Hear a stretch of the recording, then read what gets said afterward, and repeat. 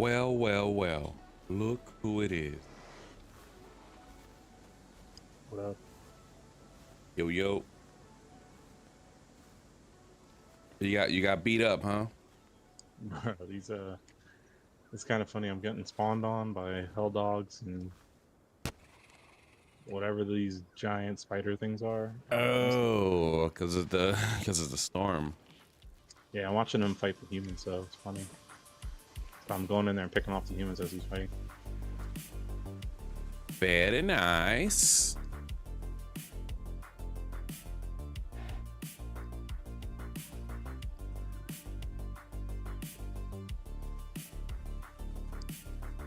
So the two bears that I found last night,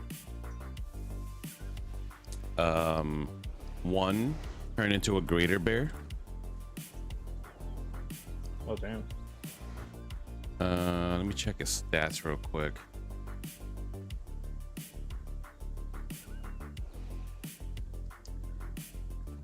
So this bear is gonna be ideal for you. Because every time he levels up, he has a chance to grow strength by 70%,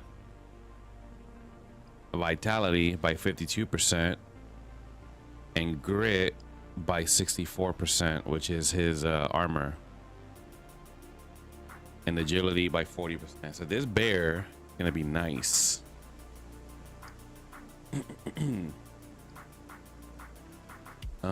The other one, his other one's gonna be nice too. 64% to strength, 40 to vitality, 58 to, I'm sorry, 40 to agility, 58 to vitality, and 64 to grit. And then the Komodo dragon, which I didn't even know this game had Komodo dragons. Just fucking found them last night by random.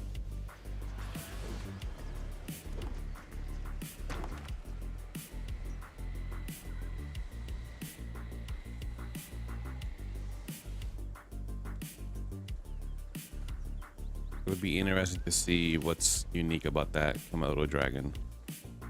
Yeah, when you gave me one last. Well, I mean, by the way, I lost it. I lost that Komodo dragon you gave me. Because my companion died. Oh no, he did. Oh, when you died, he died. Yeah. That stinks. So I've been like, I was gonna get one from over here, but I don't know, man. These companions seem to die pretty often. Well, when they're low level, yeah, they'll die. You just gotta not throw them into crazy fights. They'll level up quick when they kill the right things. But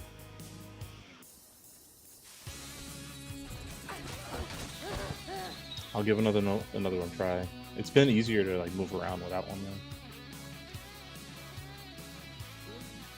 So I could just kill myself and spawn out of bed. I'm actually gonna run to where I came. Oh, I did go back to where that Trobane guy spawns. He's named, but you can't knock him out. So I'm gonna just take that off my map.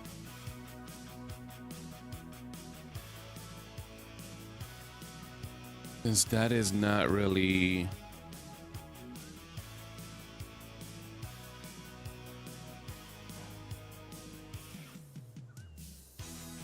a guy we can go knock out.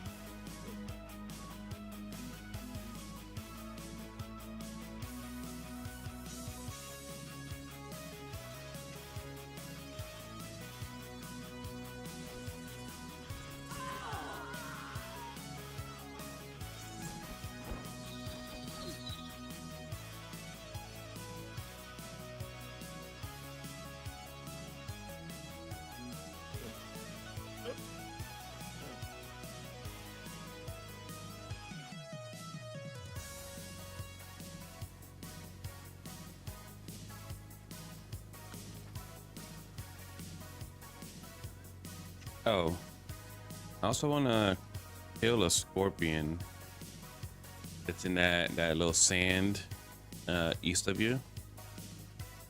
Because I think when you kill that scorpion, the scorpion boss, it drops scorpion eggs.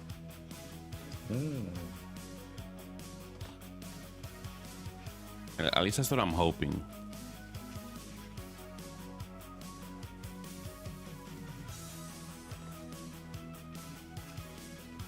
I'm running over there now.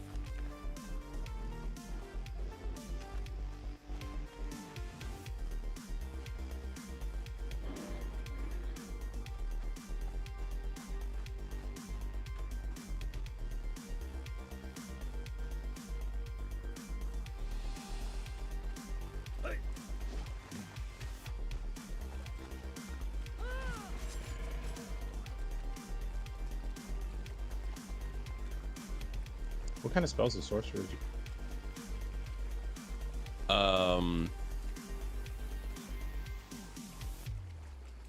They have one, like the starter ones are like you can see like invisible people or some shit. They're kind of corny. But then you also got to get those spells from like sorcerers. It's a really strange. If you want to try to check it out. Oh, I meant one like a follower. Was it a ship follower? Oh, you can't have a sorcerer follower. I mean, I knocked one out. Does he do something else? So you can knock one out and you can put them in a sorcery table. So they're basically a working thrall. No, once I knock him out, I can't kill him. He just stays knocked out forever. I think you can kill him. Try attacking him. Yeah, he's not dying. Oh yeah, there he is. He died.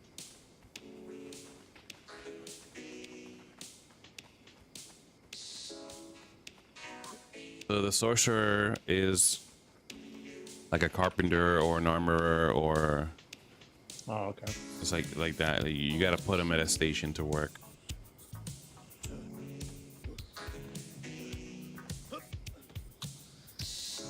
And technically, it doesn't matter the type of. It just matters if they're like Archer 1, 2, 3. It doesn't matter like what. Oh, yeah, the race doesn't matter. That's just what the NPC looks like.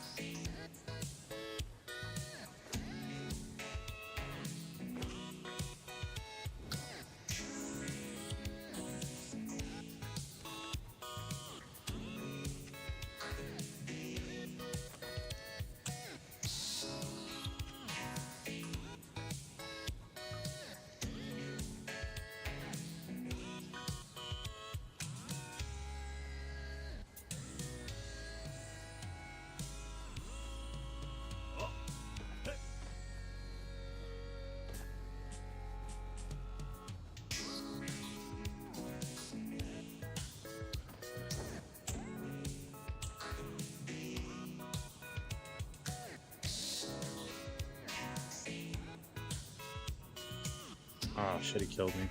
I found a Carpenter 3 with a shield. Fucked you up, huh? Yeah. He like I hit him with the. Is there better clubs? Better clubs. The truncheon. Yeah, yeah, yeah. There's steel. I need a stronger one. I was hitting him with that shit and it would barely do anything.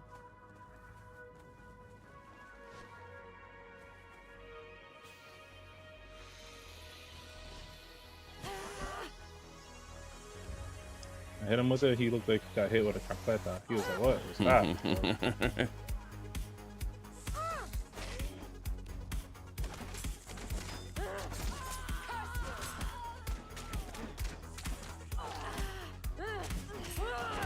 The other thing I was gonna ask you is, if you knock something out, you can't like drag it up a cliff, right? You have to kind of find the other way around.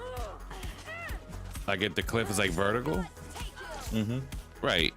You gotta make sure if you can drag it up a terrain. Mm. You're probably asking if you can climb a cliff while you're dragging. No, that's not gonna work. Okay.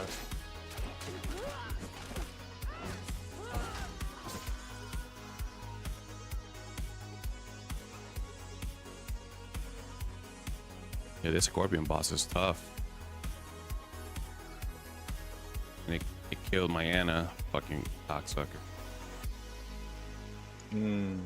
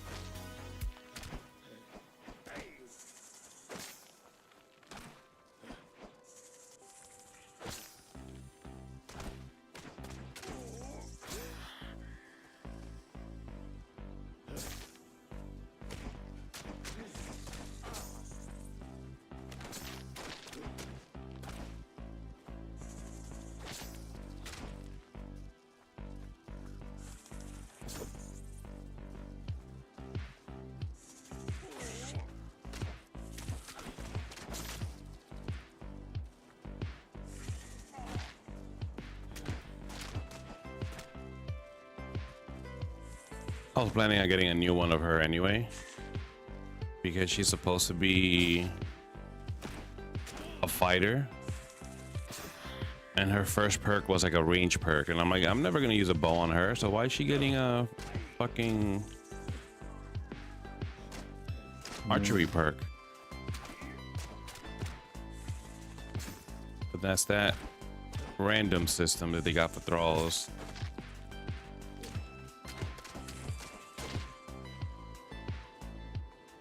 But she was still level 19 and she got cooked just now. Yeah.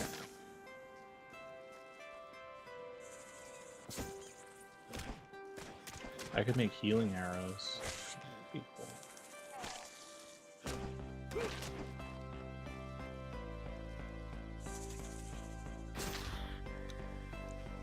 Make iron arrowhead. Alright, cool. So I can finally get some new arrows. Dope.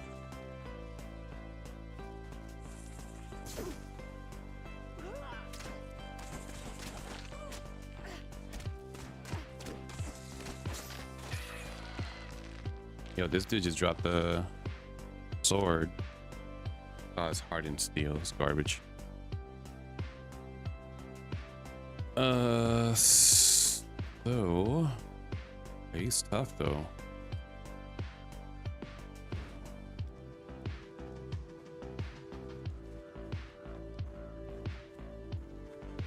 The killer at.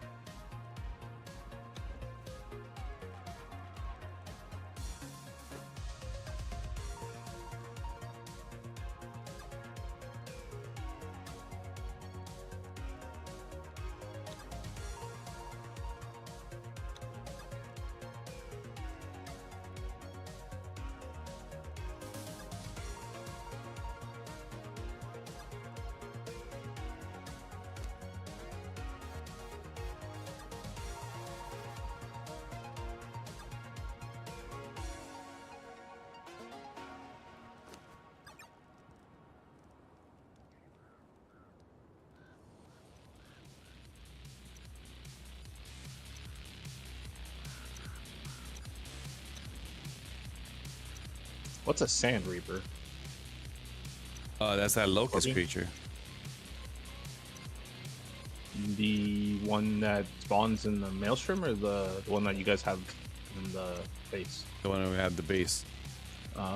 Where do I find those guys? You gotta get an egg. Oh, you have to buy the egg. There's an NPC camp at the north center of the map. You have gold on you? Yeah. I can take you up there if you wanna go buy some.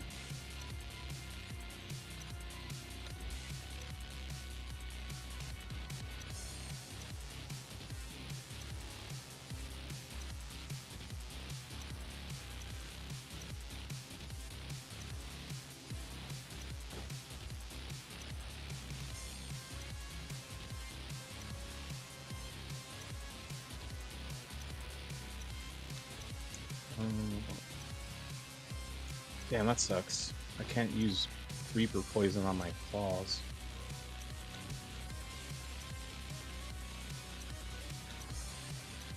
When they say daggers, they meant only daggers it can get applied to. That sucks.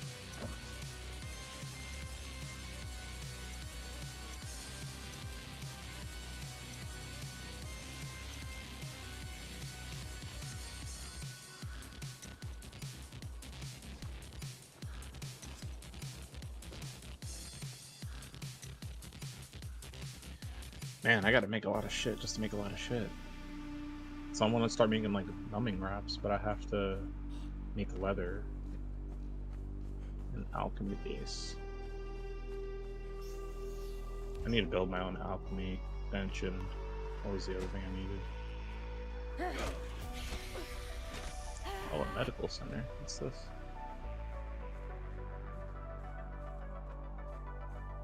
Oh, this is like the alchemy bench.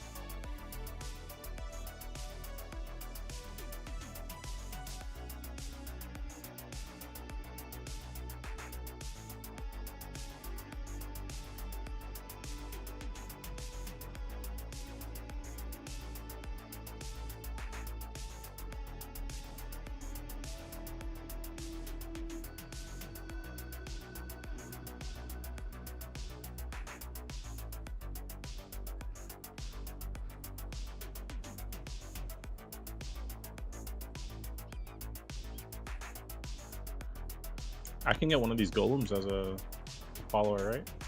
You get a what? Golems, they could be followers. Yeah. I got a couple pieces to one.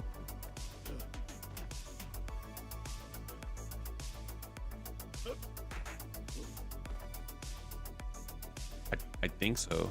I haven't really messed around with the golems yet. But I think they can follow you around and fight for you.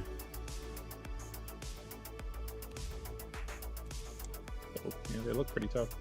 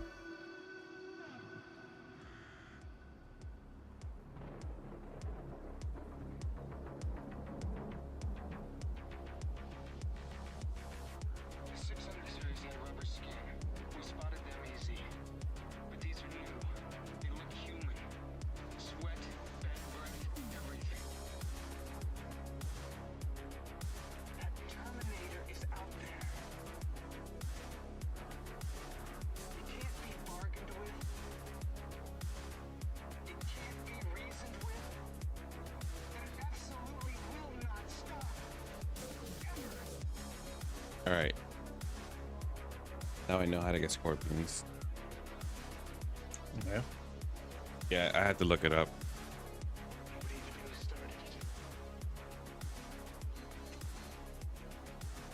Oof, yeah, it's fucking tough.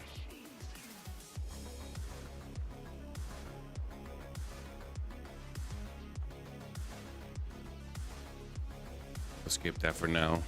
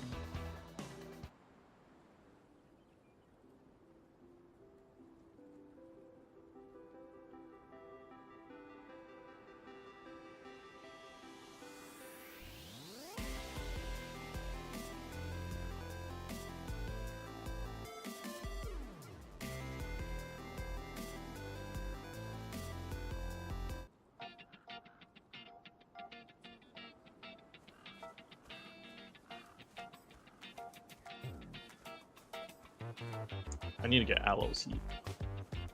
Does things grow fast, or is it like I gotta wait 3 hours for it to grow?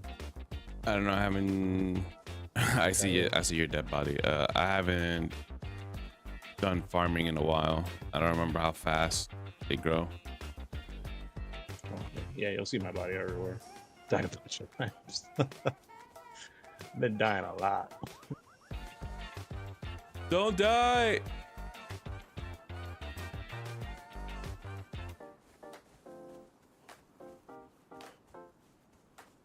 Then D-E-D.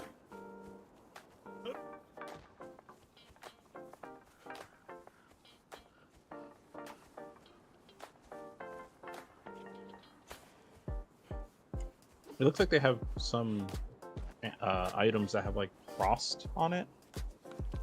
Frost? Mm-hmm. Where'd you see that?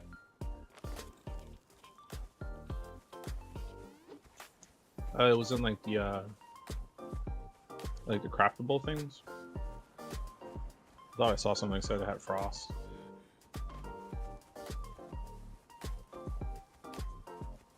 Maybe it's just a description of the item.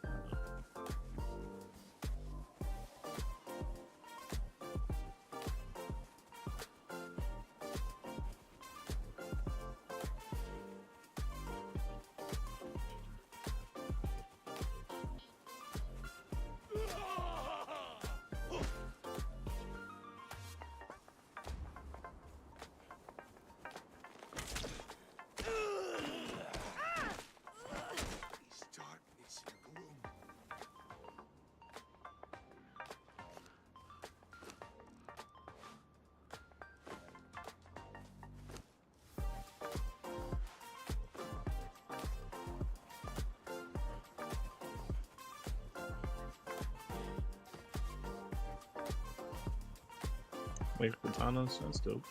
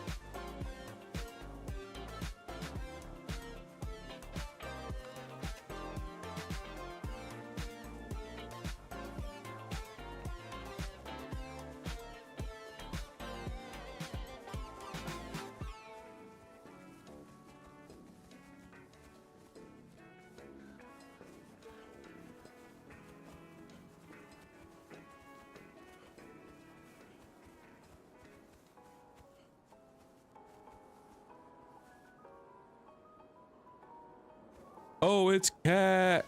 I know Cat.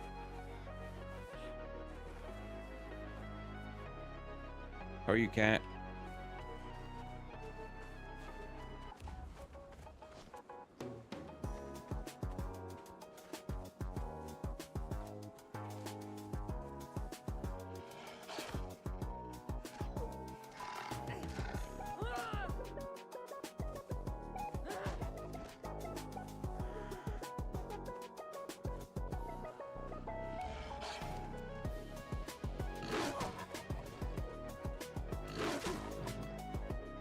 I'm all right.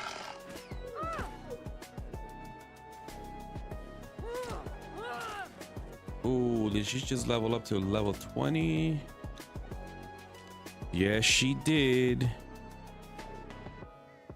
Nice.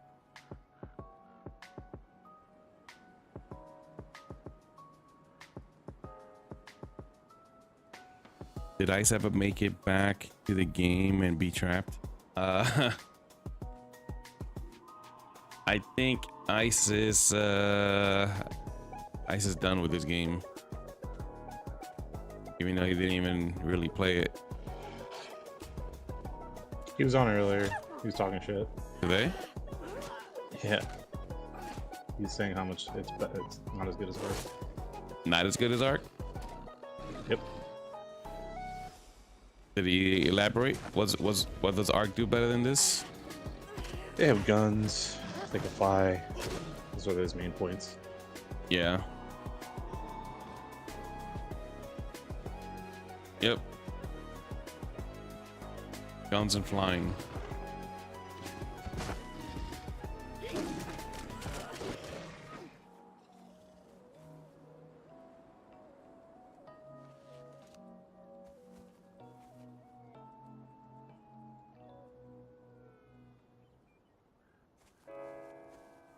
But in Ark they spawned in all the dinos. I know. That's how they let Eddie be in charge of the server. He uses admin commands to do everything. What's the point of playing the game at that point?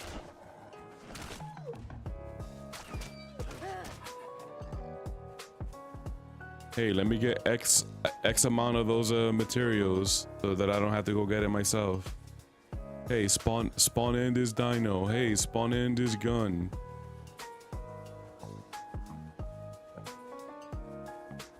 You know, lazy man shit.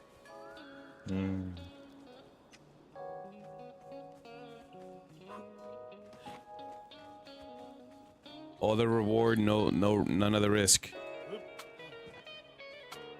I mean, like I was out there dying, bro, just to catch a lick. Over and over and over again. Over and over. You'll find my body everywhere. Got bodies all over this map. If it's easy, it's not fun. And if it's not fun, you're not gonna want to play it. Right? They don't get that shit. Bro. Gotta learn them. Yeah, the webcam is a screenshot. I figured I put that on there because I don't really want to have my light on, to have the camera on. But that screenshot is from like 2 days ago. It was recent.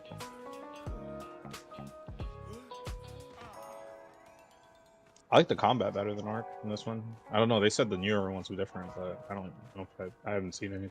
They're saying that the combat in Ark 2 is going to be more like Dark Souls, and that's a good thing.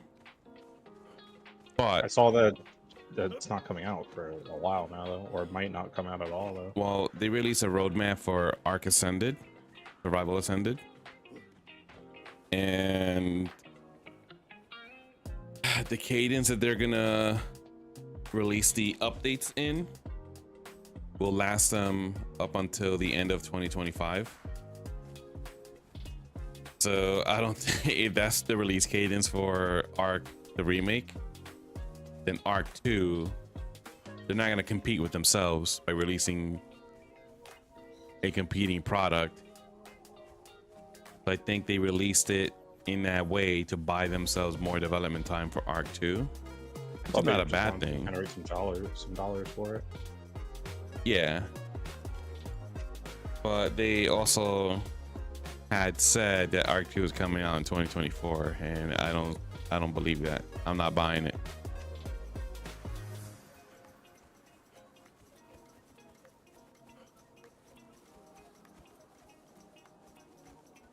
Yep, still got long hair. El Fabio.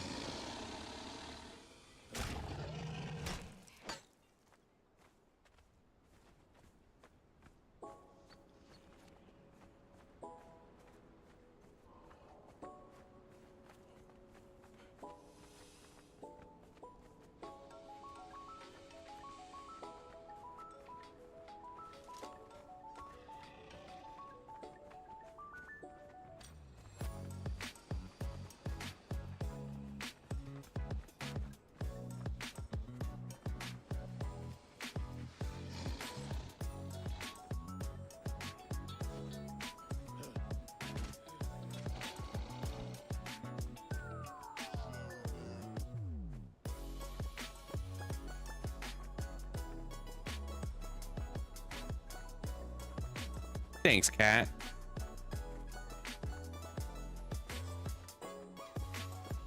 Cat, you ever think about reinstalling this game? What's up? Talking to Cat. You know Cat. Yeah.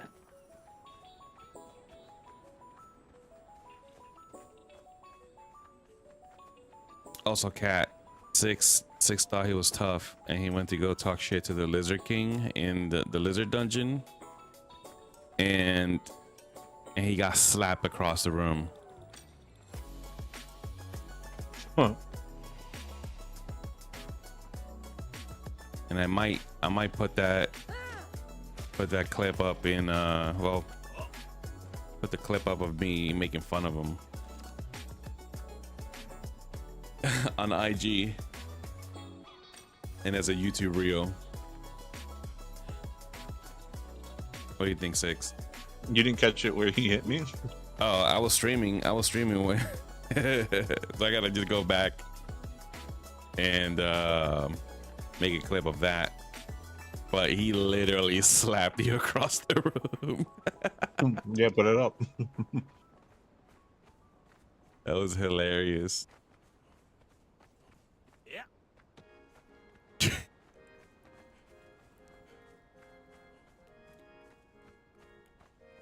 Six tried to poke the Lizard King with a stick. He said, "Not today, son." Kapla.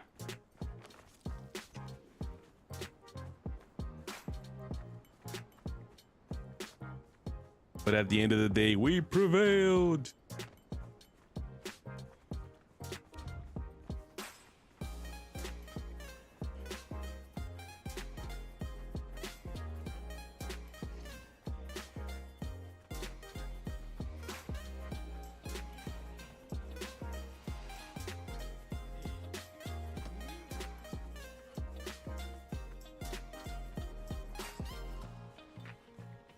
Sounds like Six and I play the same way.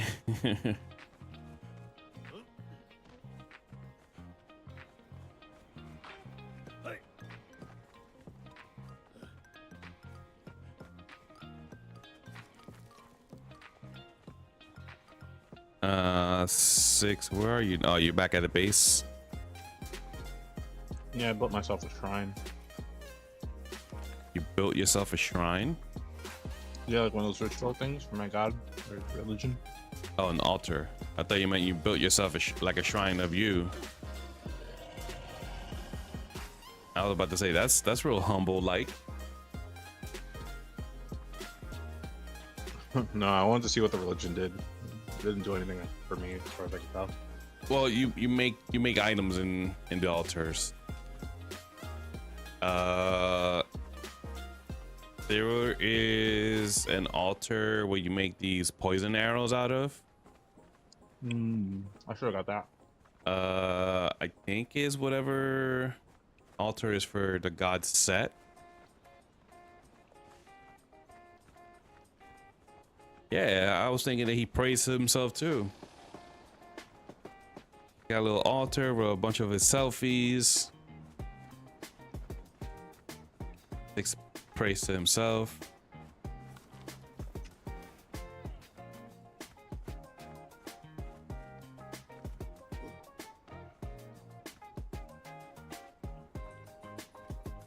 And he listens to Drake.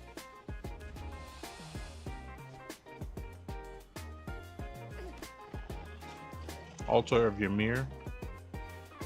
That's gonna make ice shard arrows. Yeah, Ymir is a ice guy.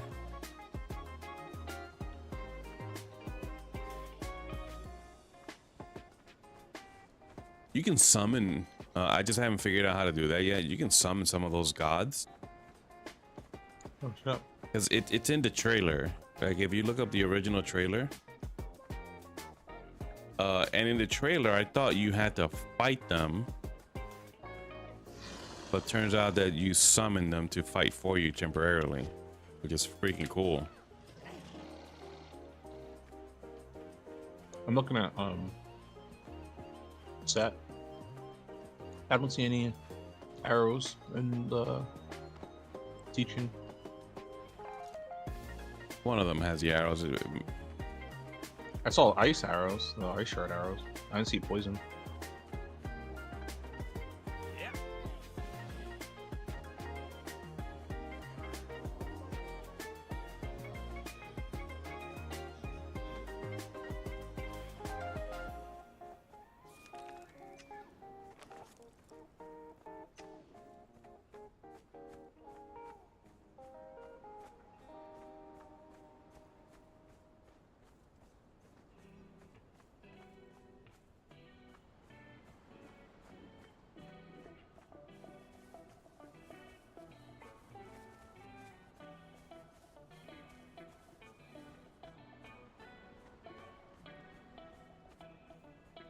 I'll be back. All right.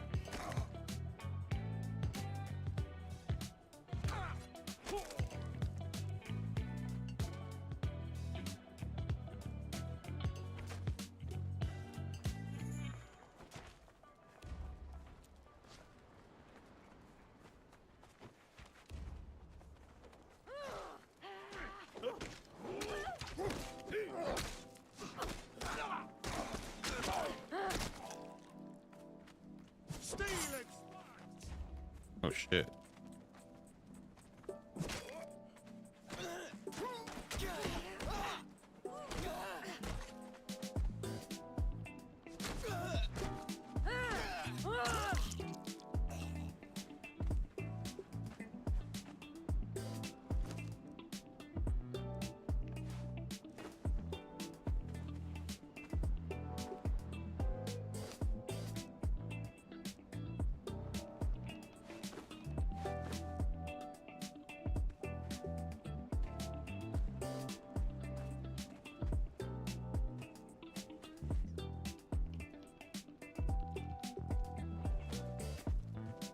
Oh shit.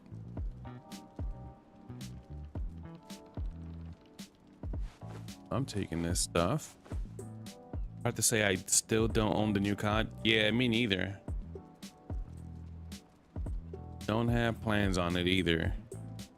There is this free game, cat, that you might like. It's called The Finals.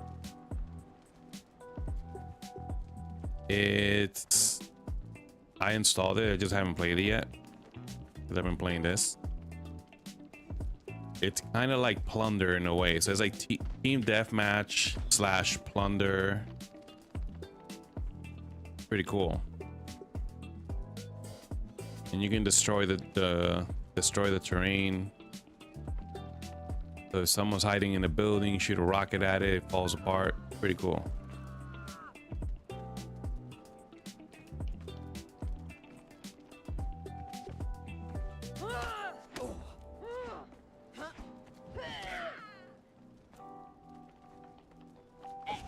Yeah, The Finals.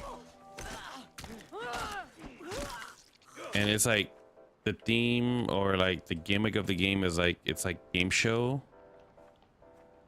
It's pretty cool. There's different factions and they look different. Yeah, it's called The Finals.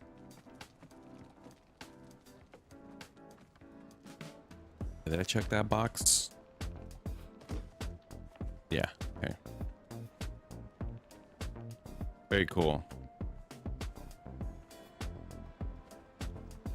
So I work tomorrow and Tuesday, and then I'm on vacation until after New Year.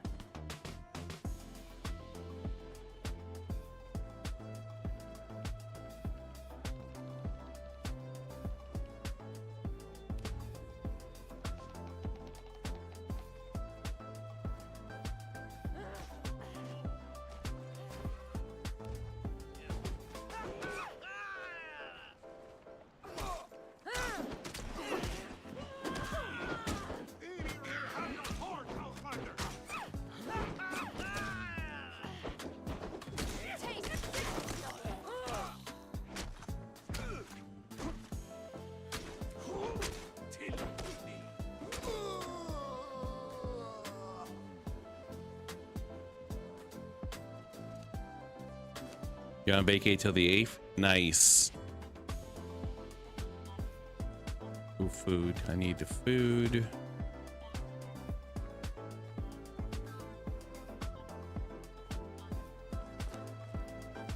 Drop some stuff. Let's drop this.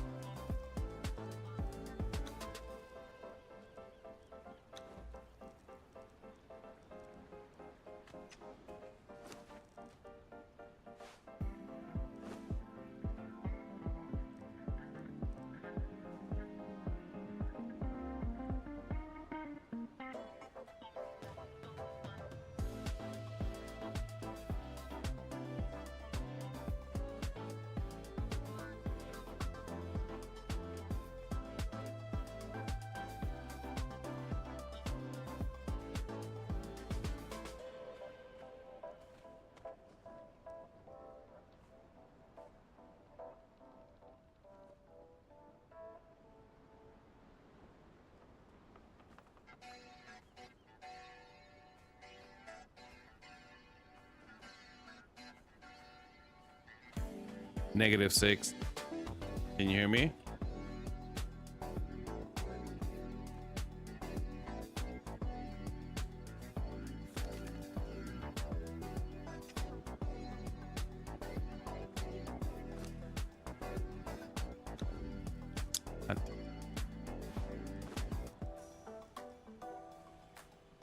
always doing that.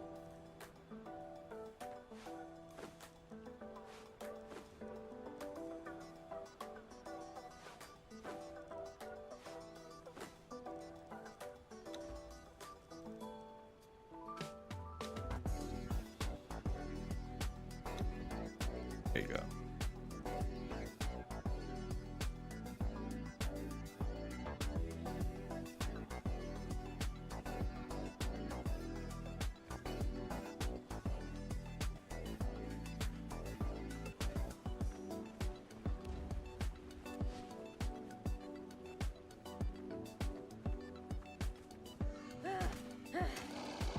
Ooh, are these crocodile eggs? Interesting.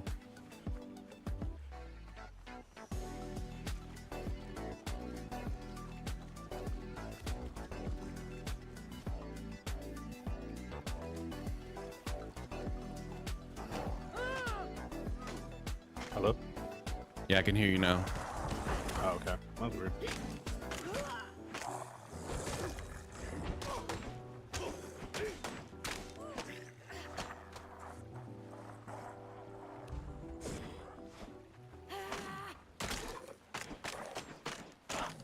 Where are you by now? Say again? Where are you? So you're at the base?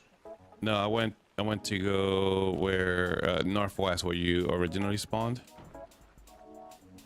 Oh, okay.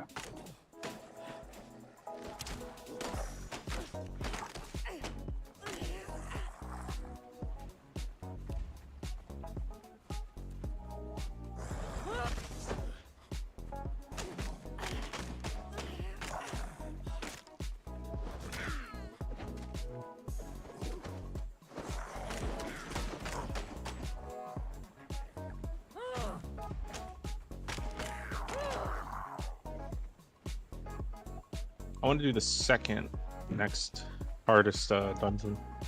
What were the next hardest? All right, so that would be vampires. I did run into some vampires. Are they like... Hold on, I think my game froze. What?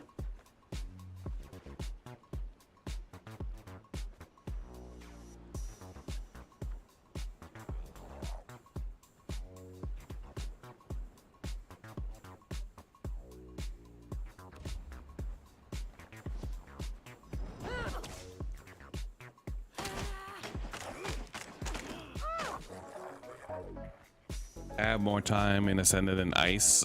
I bet you do. It's because, like I mentioned before, like when everything is just handed to you, you're not gonna want to play it. 'Cause you're not earning anything.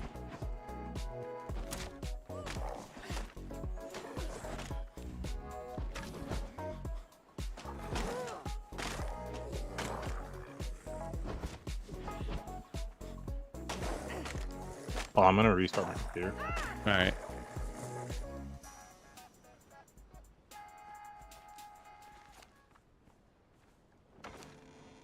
And like the XP rates, he said that he was max level. And I was like, how are you max level already? Oh, because Eddie set up the server and the XP rates are through the roof.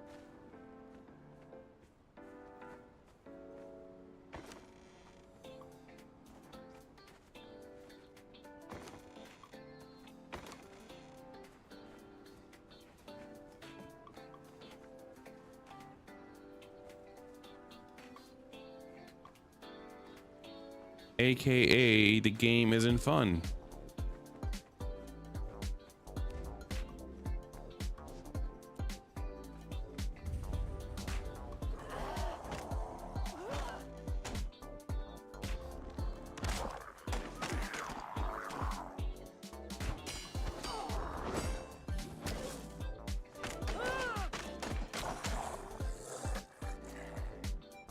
Right. How do you level up standing still? What is this? Radium gem. What is that for?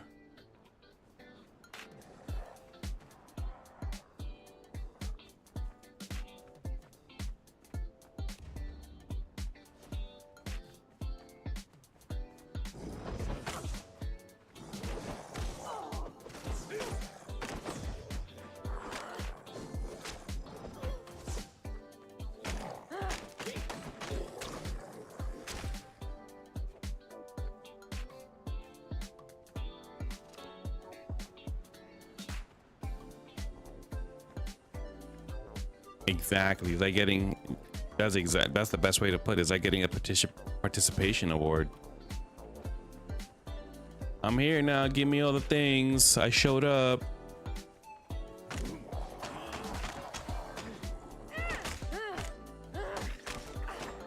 I want all the things just for showing up.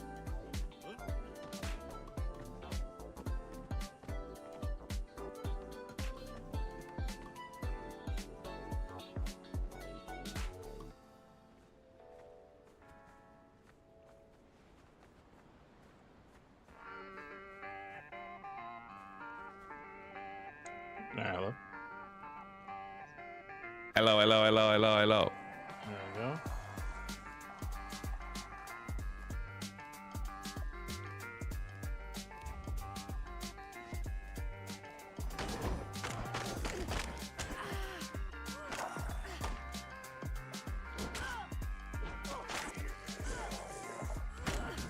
Oh shit.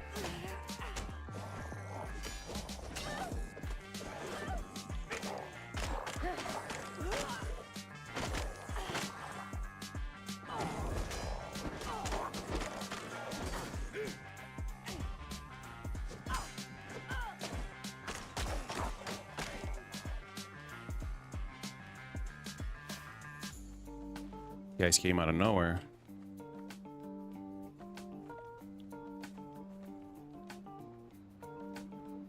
Now I know where I'm gonna level up my new Anna when I get her. This place is good. What spot's that? Huh? What's your new spot? Yeah, northwest. Oh, okay. There's a undead camp. There's a lot of them here.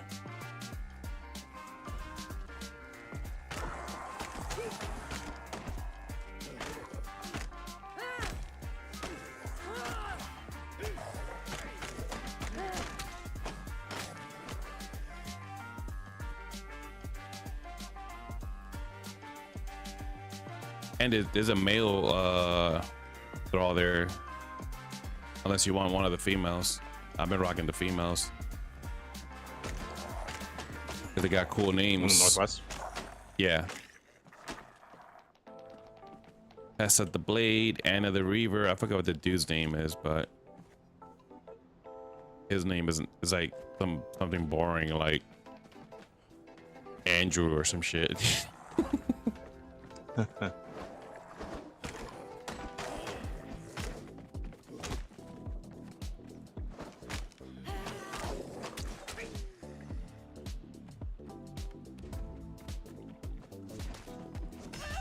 Andrew the accountant.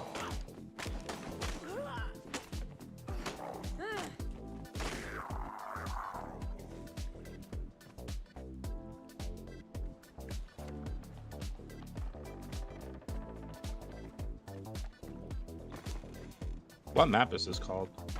Isle of Sipta. Okay. And James the banker.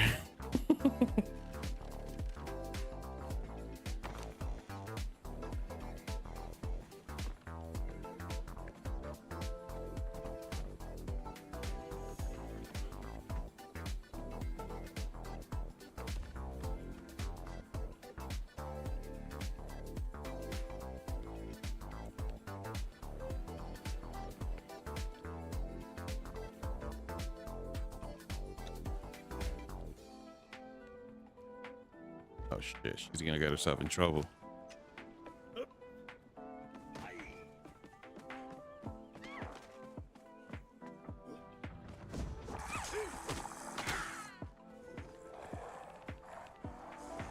If a random ginger asks you to go fishing with him, don't go.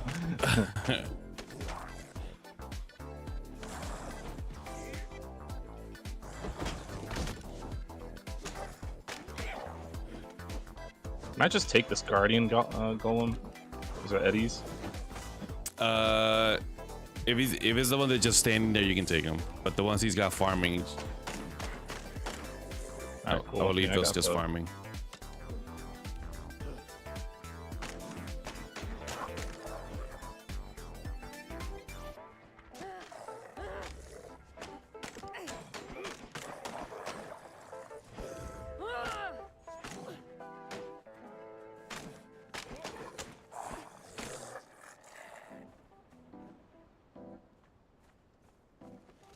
Yeah, don't go on fishing trips with random gingers.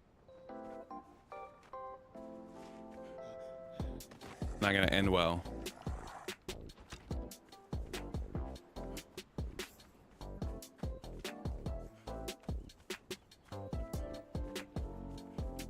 It's never a good idea.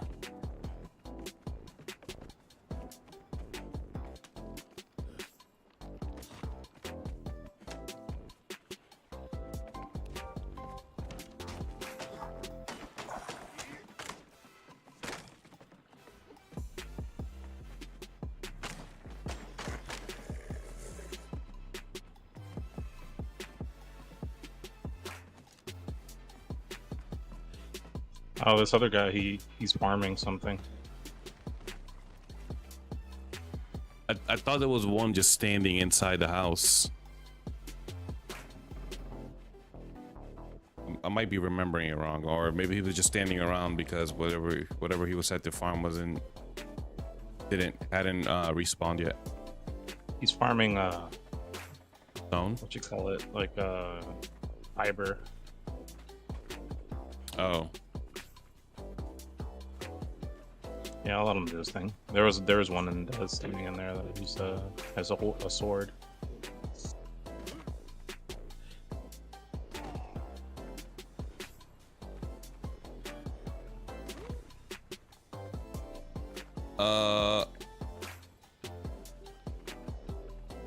I'll let him sit. That's fine. Grab the greater bear that I grabbed for you.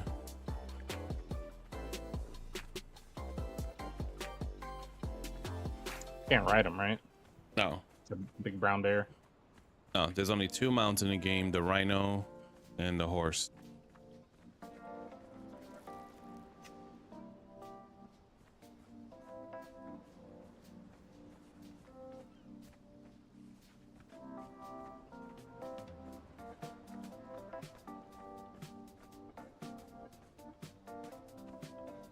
Oh, he had a sorcerer on him?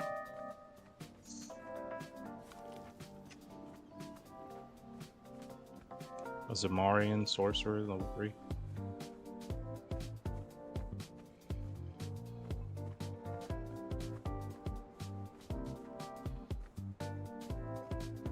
Guess I'll put that in the...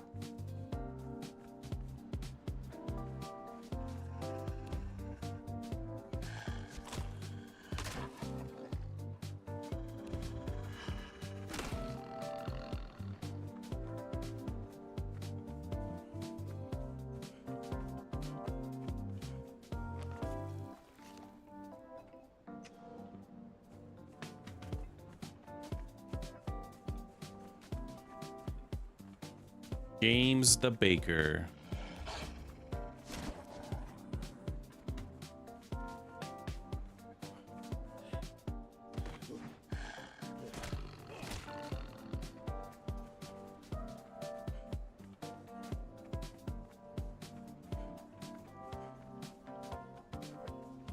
Did you walk all the way over there?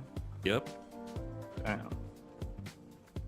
Easiest way is up the middle. From where you were, up the middle, then follow the coast towards the west. Safest route. I probably won't go that way. Probably just go back to those humans, level up. But I want to do the dungeon, unless that's in that direction too. Yeah, there is one over here. Okay, so I'll head over there.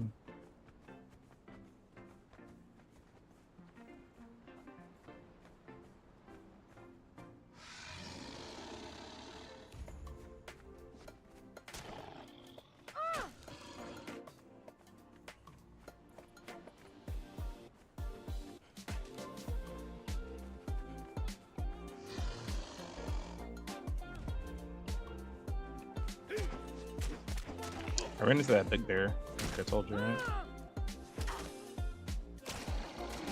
Was he inside of like a Blocks. Stonehenge? Yeah. Yeah. That's a level 3 bear or a 3 skull bear?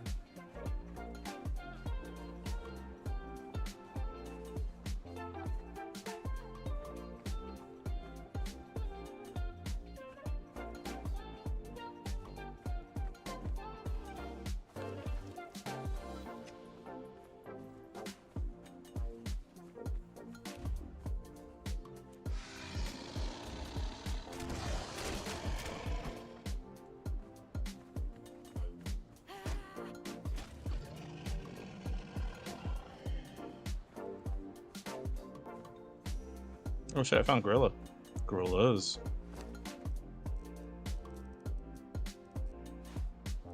You know there are gorillas here? Yeah, but the gorilla, like you can have a gorilla pet. This is something you have to do to get a baby. So you can't just find one in the wild. Because I was trying to get a gorilla, and I was like, I was running around that area, and I was like, there's no babies over here. What the fuck? So I looked it up, and then you gotta do something. It's like well, it's almost like a quest to get a gorilla.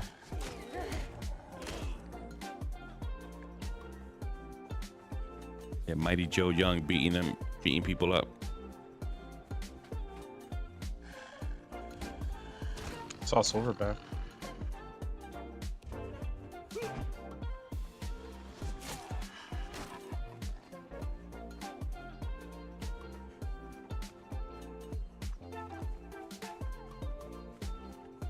All right, who's over here? Anna. I think that's Anna. No, that's. Oh, that's the dude. I'm gonna knock him out for you. So I got a human follower. For ya, mate.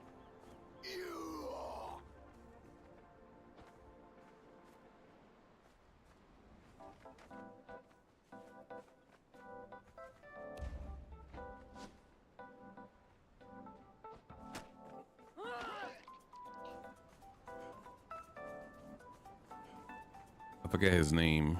Something with an R, I think.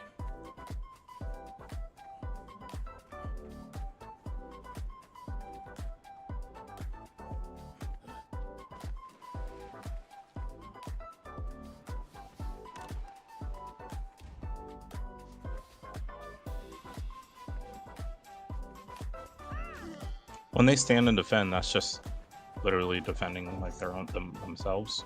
They're guarding that area. So anything that becomes near that area and is hostile, your follower will fight them.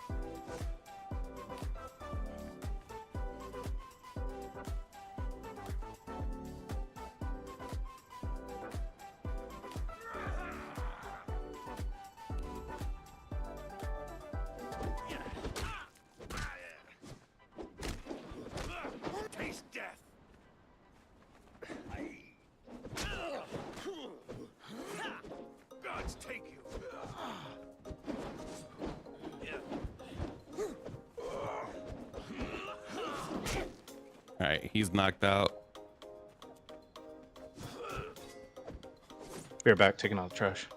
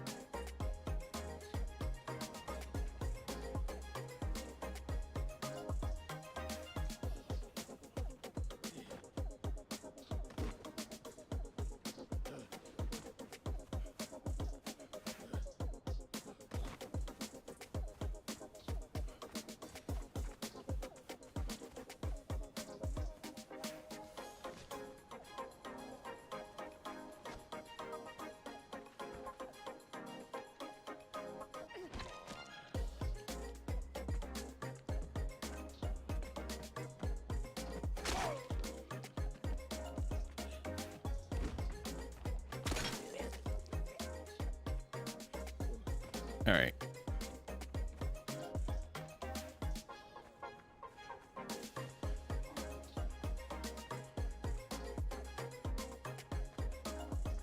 Be right back.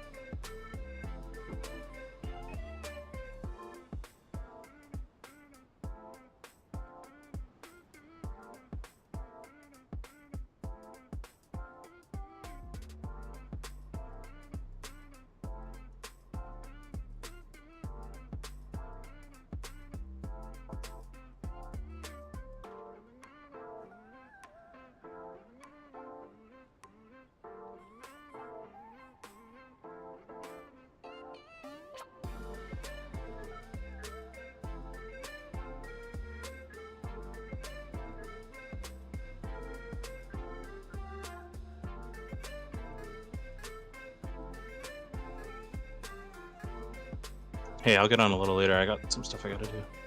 If I log out where I'm standing, like on the side of a cliff, does my follower just sit here?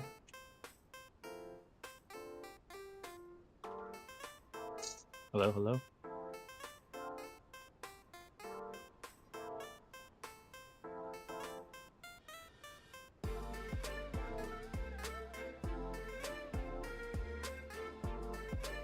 He's AFK. Oh, okay. Yeah, and I don't know if your follower will stay or leave. Sorry. Not a problem.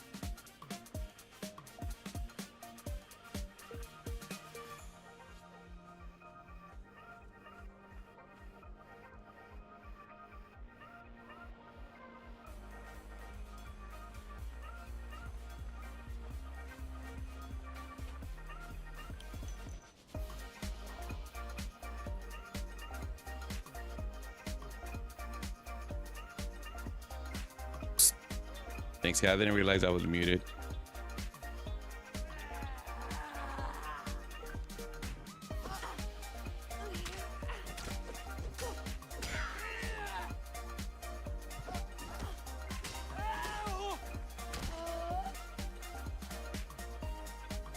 Why didn't she use her weapon? What the hell?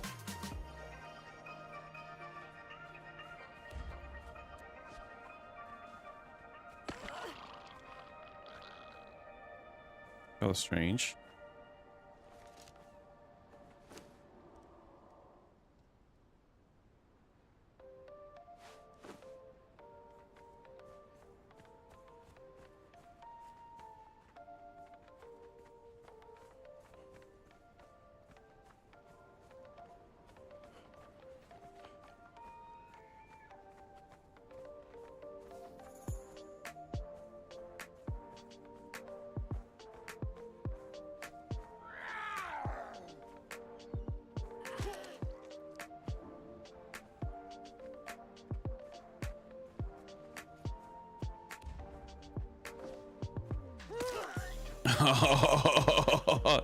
He was about to throw it. He got chopped in half.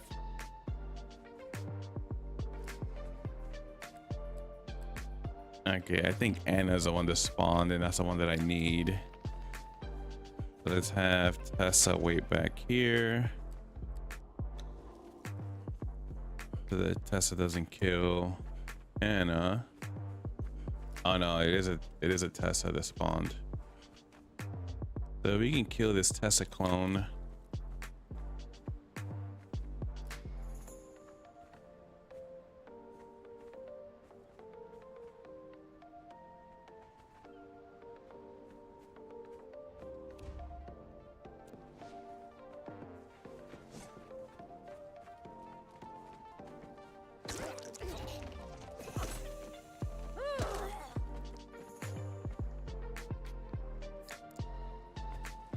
Crazy how they get smaller after they're tamed. Because that Tessa is enormous compared to mine.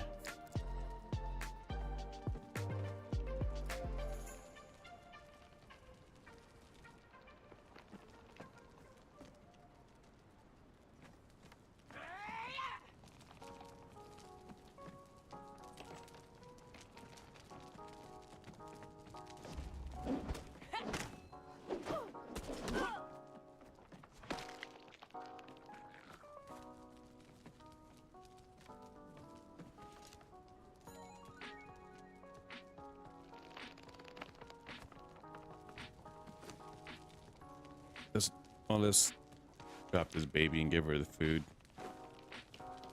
I don't really need a gator baby.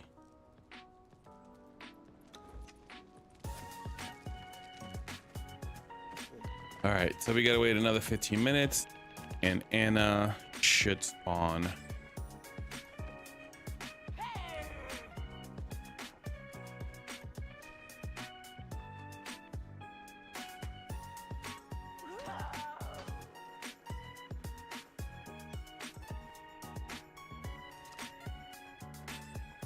I think that's what the spawn intervals are set to, every 15 minutes.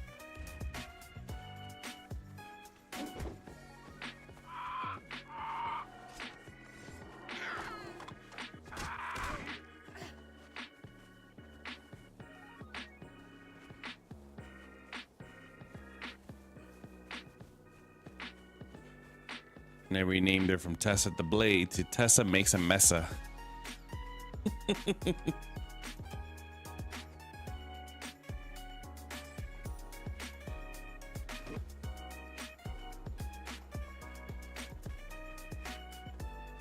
Actually, while we're waiting around,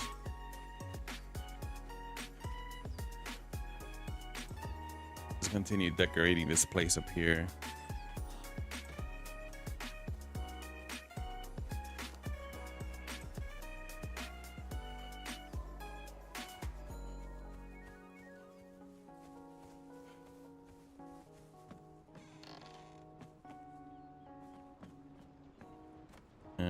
It's gonna kind of be tough because it slopes.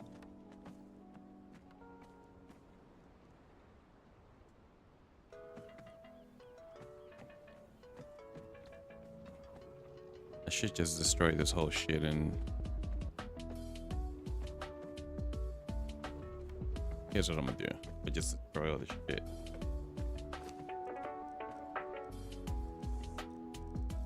Where's my hammer? Oh, there it is.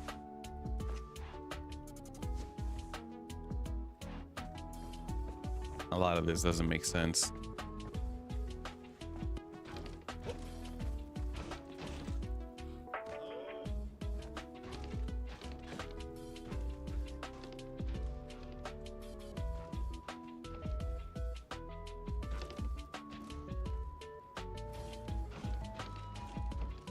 Leave it to master designer Eddie to just make a monstrosity and then never log in again.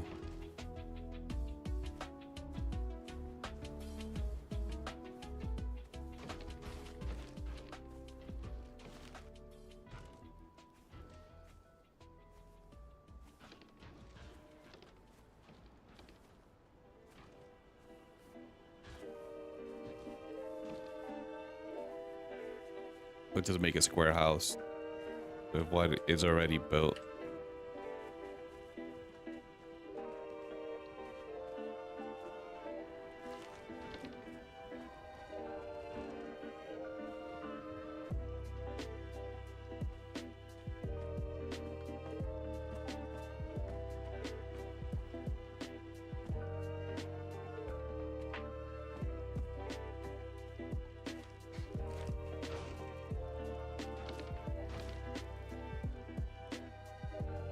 It's gotta make sense.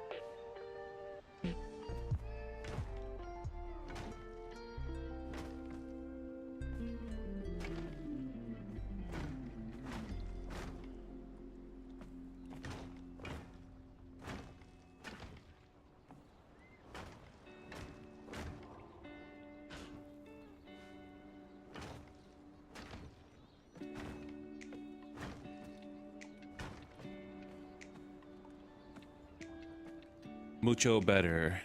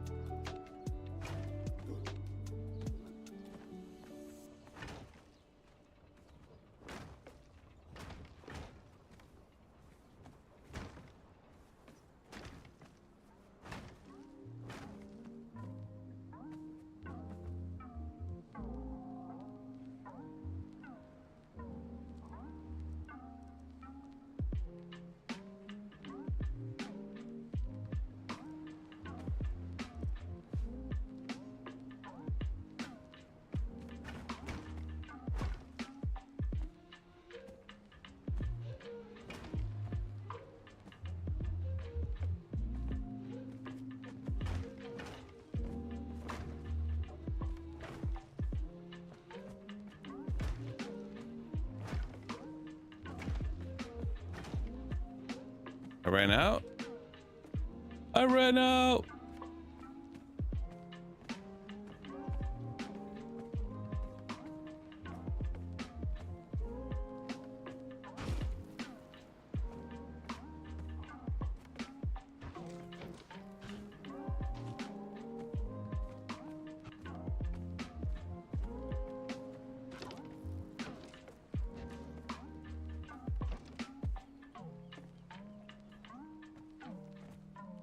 Yeah, this shit, like, some of these are backwards.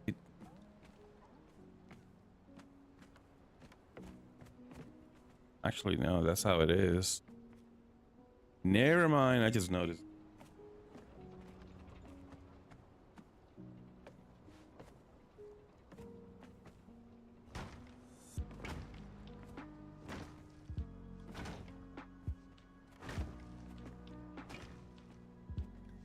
There we go.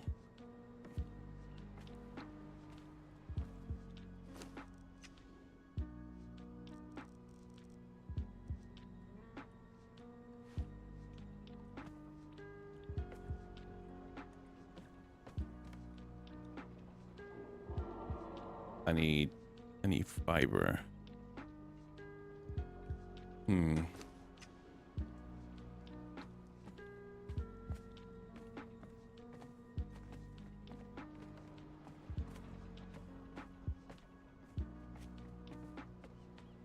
For now, this will do.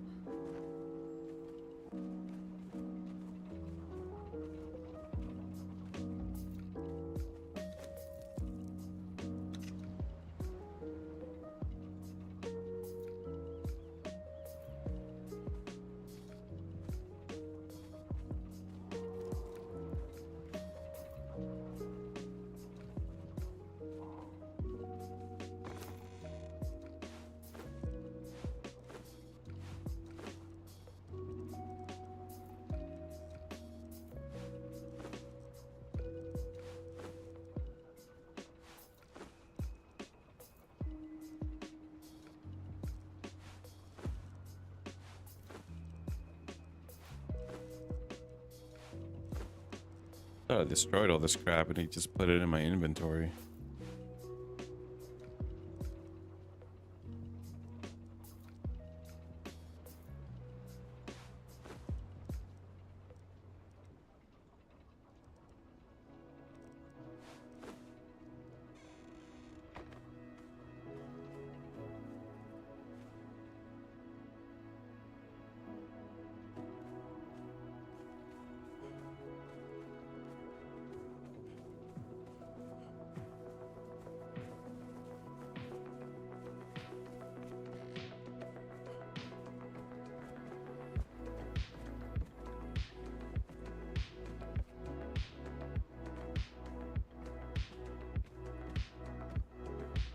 I move these around.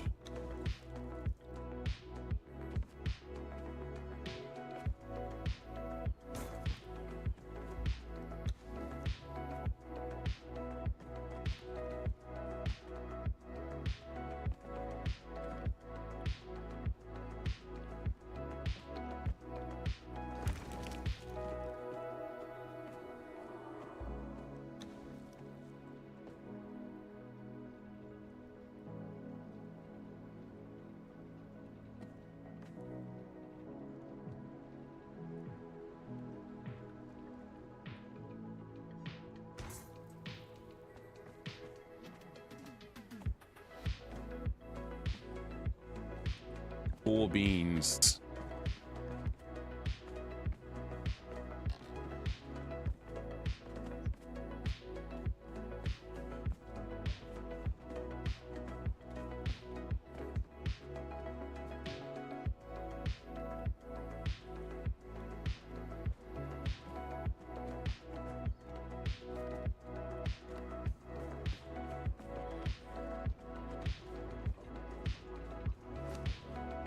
He's halfway tamed already. Nice. And looks like Anna just spawned. Let's go get her. Actually, you stay here because I don't want you to accidentally kill anybody.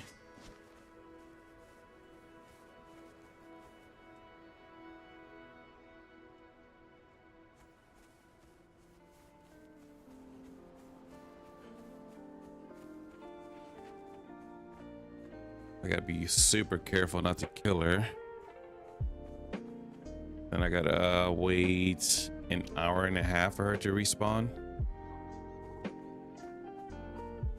Actually, no, 45 minutes. It'll be 45 minutes for a respawn because it's 15 minutes per.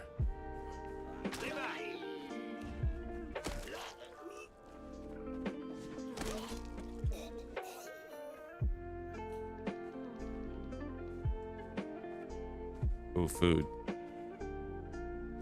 It's cooked? No, it's not, but I can cook it.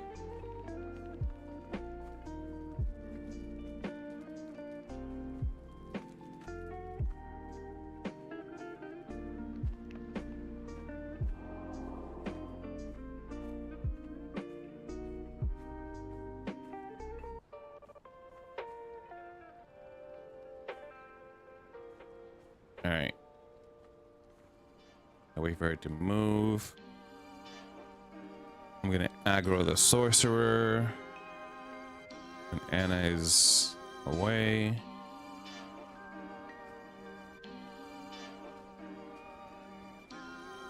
Come on, Pende. Come on, Pende.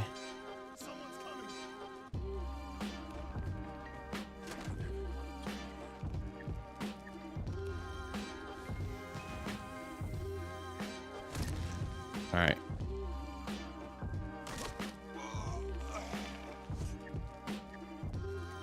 Go. I'm in the clear. I gotta repair my sword pretty soon. La pendeja. Erica? This one's new. I killed her? Anika? You're not supposed to die? You must be really weak. Anika? Anika the what? The Sumerian?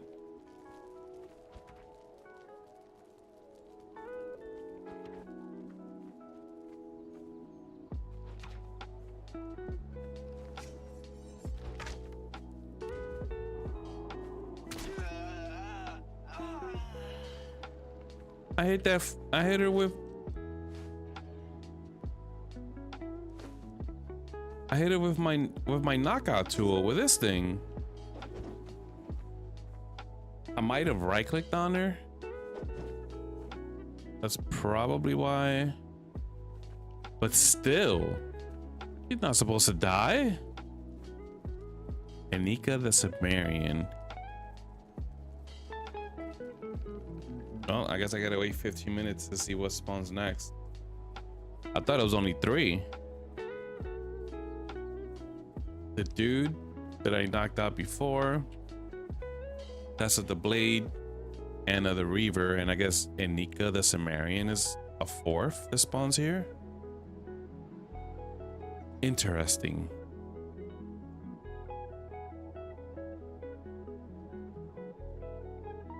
He had a one-handed mace too. That's probably what she favors. Which probably means that she's good for tanking.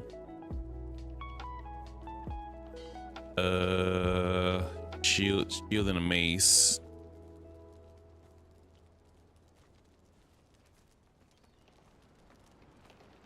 More food.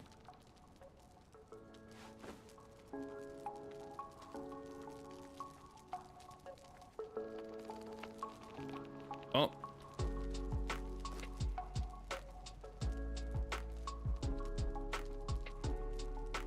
Well, she dead now. she is dead.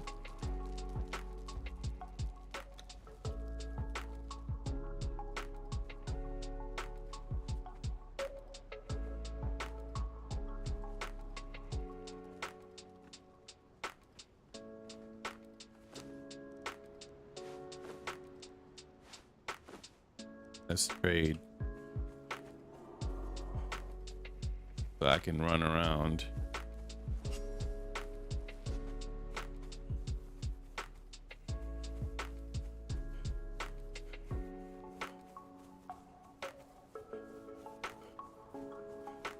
I even have some gear for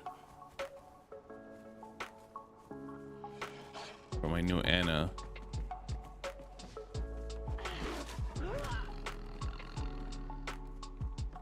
Oh, it's in a box outside.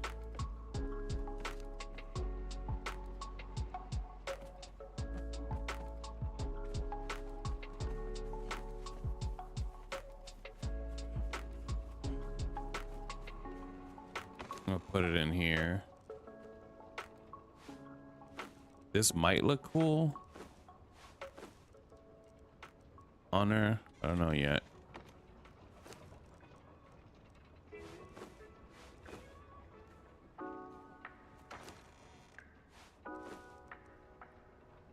Ooh, this is only 28 armor. That sucks. Better look cool.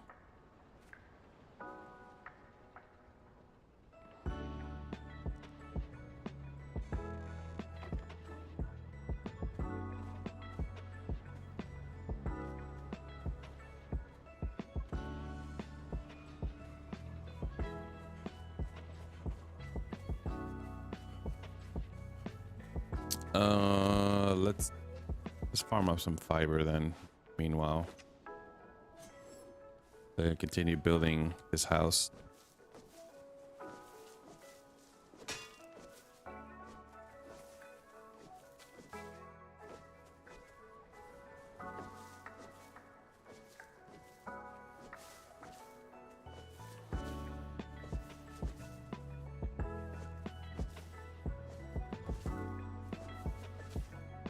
What did I need? I needed...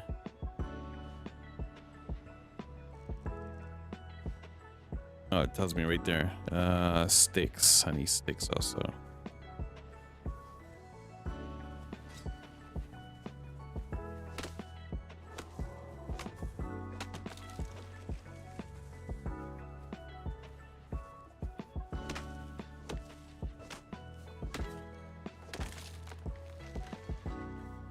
Or branches.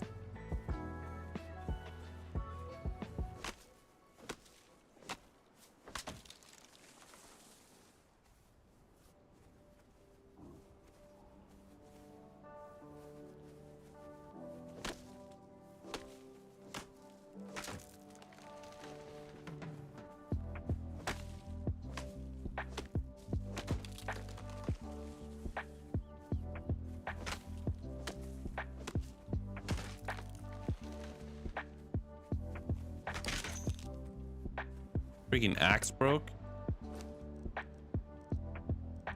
Piece of shit. Piece of shit.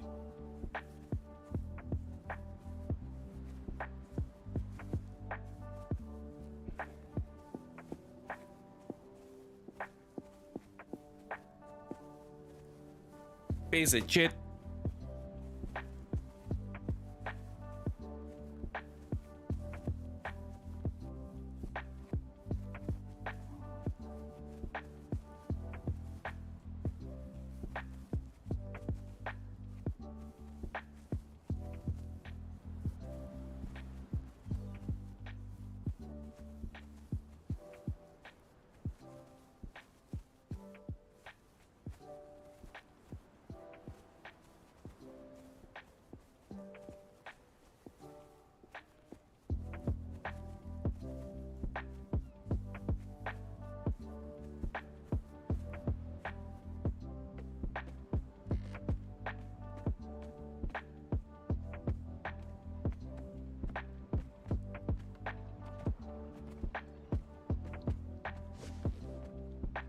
Uh.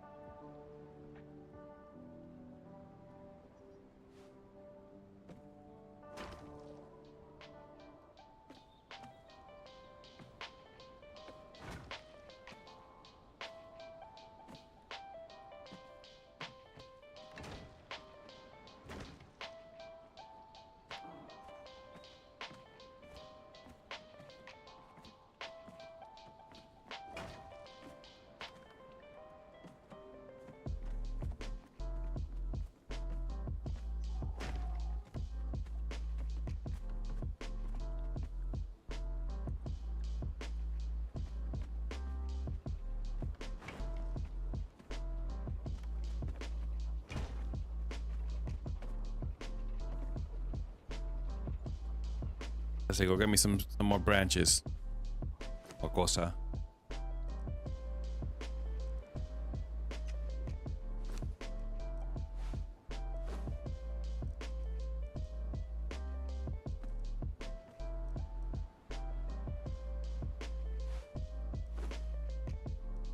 That didn't even. That was 1%. There you go. Oh, I need to repair my. Oh, and I don't even have any iron in here. But I got sticks in here. Move back my thatch. And they, huh?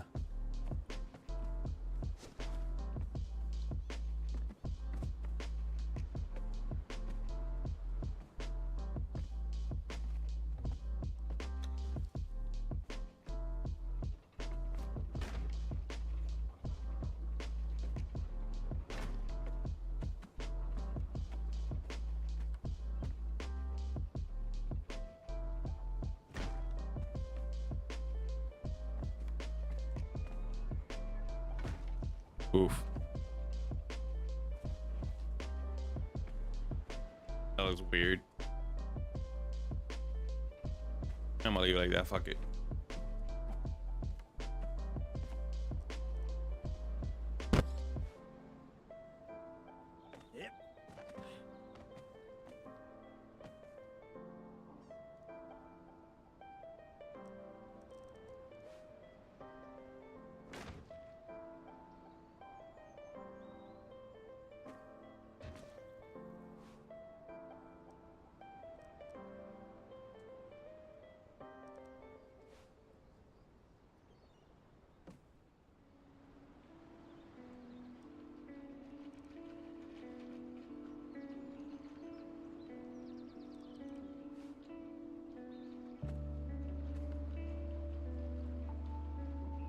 Can't put these on top of each other, huh? Huh.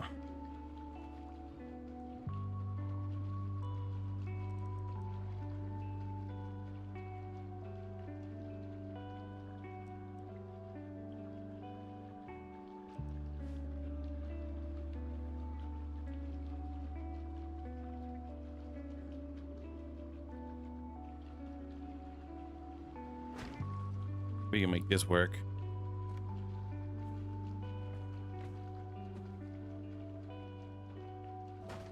Yeah, we'll make this work.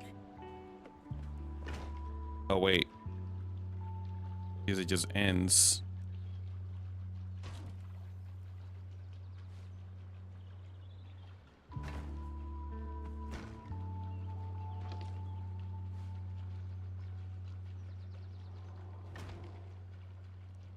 Is there this maybe? And these are ends too.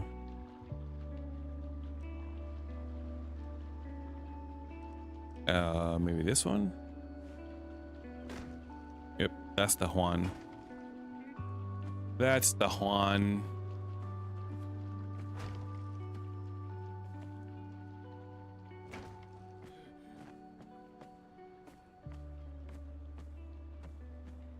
No, don't. It's ugly.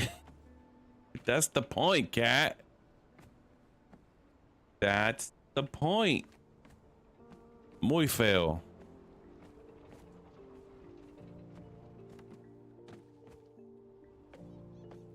Looks kind of cool in here, though.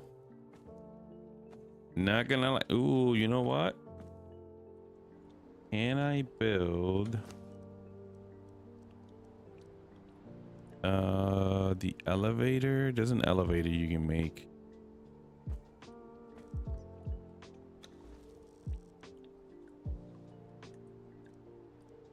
Instead of having the stairs, take the elevator to the second floor. But if we're gonna have an elevator and then the place looks like shit.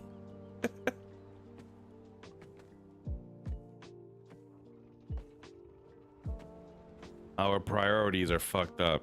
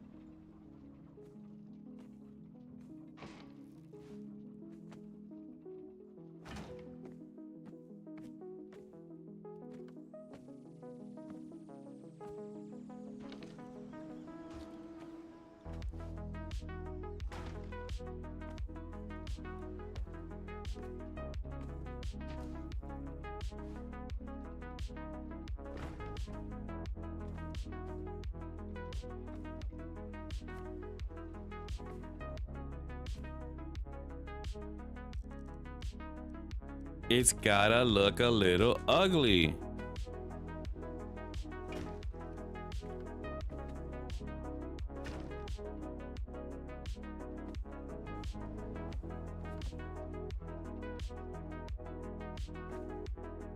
I should move this lighting thing towards the center. Put this over here. That should be ample lighting everywhere.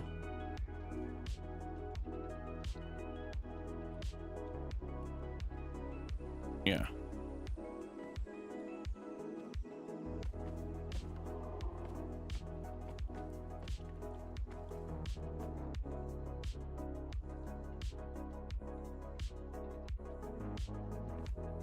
Muy feo.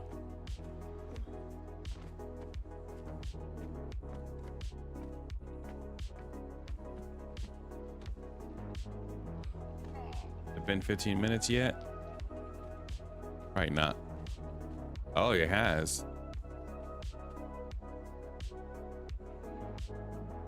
All right, so that's the other dude. I'm gonna knock his ass out too.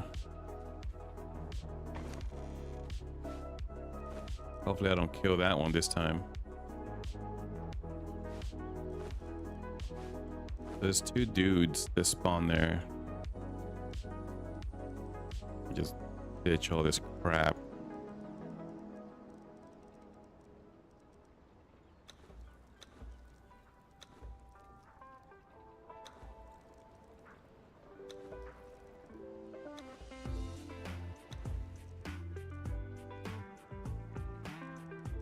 Matter of fact, I should just create a cooker. I do have a cooker. Just saw it. Where is it?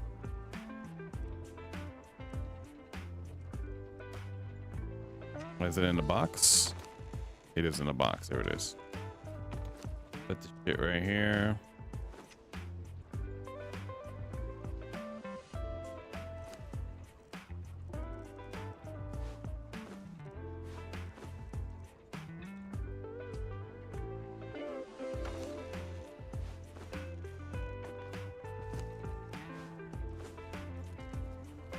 I'll be back. I'll be back. I'll be back.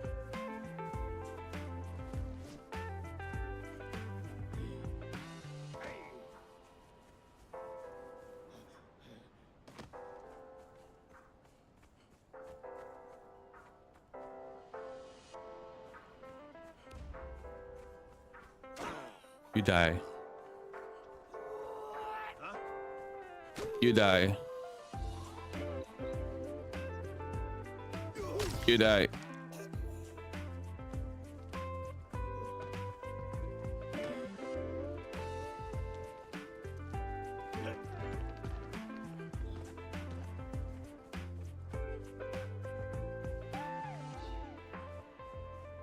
Attack! Come on, pendeja.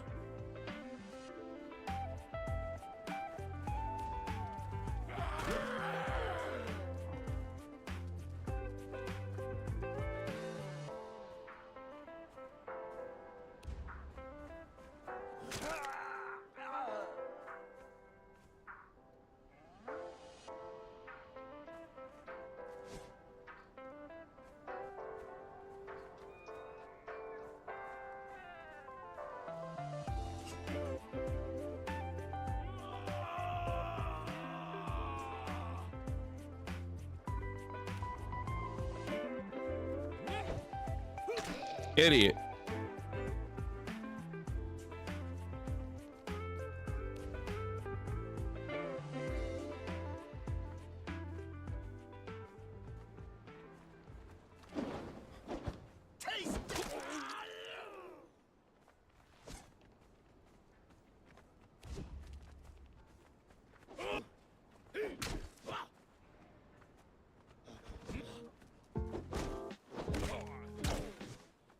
Yeah, so I'm left clicking attacking this dude and I'm not killing him, but I might have right clicked on that last girl.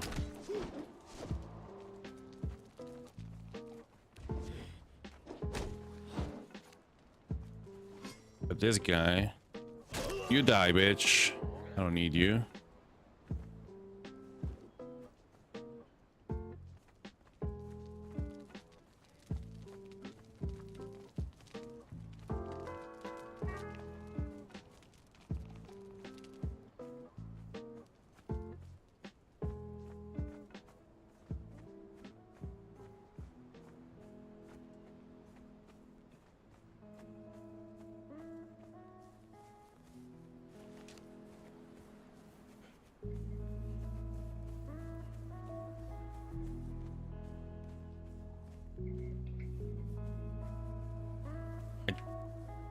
I think this guy was his name Nuris, the backstabber.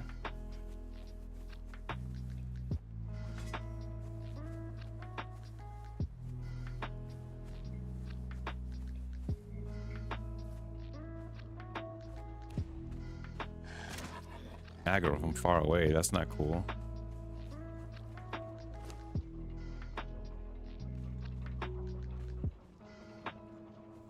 Alright, so I got the two males. What's the other guy's name? Proof. One blow.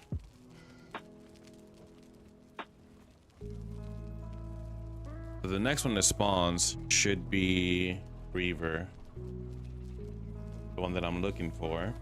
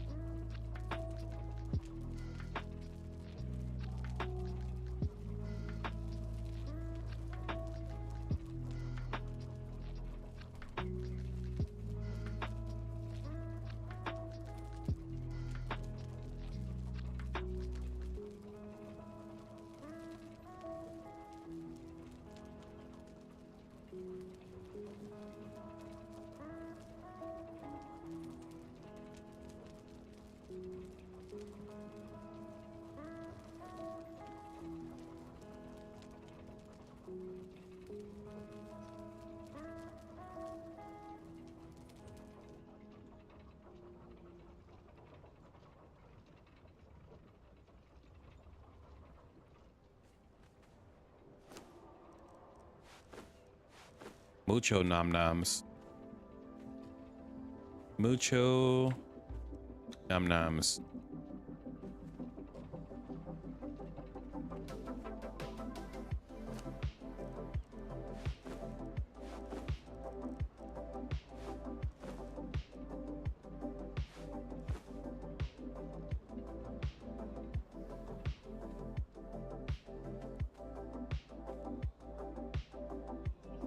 Mucho noms.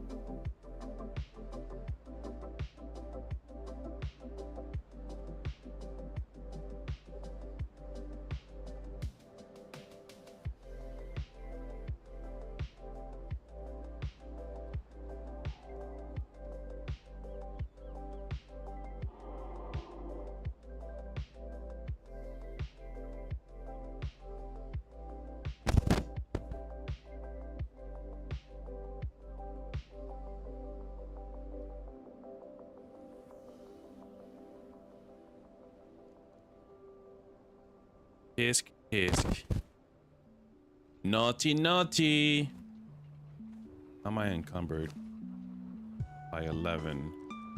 Drop this crap. Drop the wood. Drop that, because I can easily get that back. The room in the box with these gems that I cannot easily get back. There you go.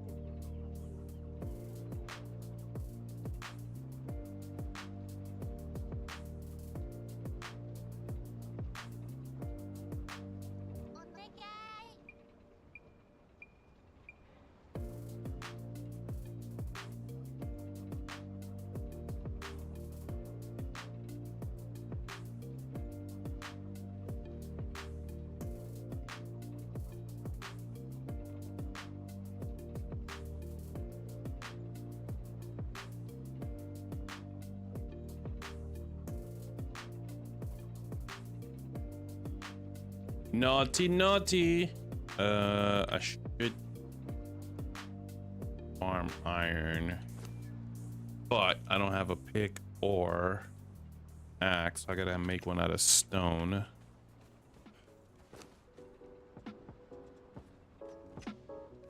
That sucks.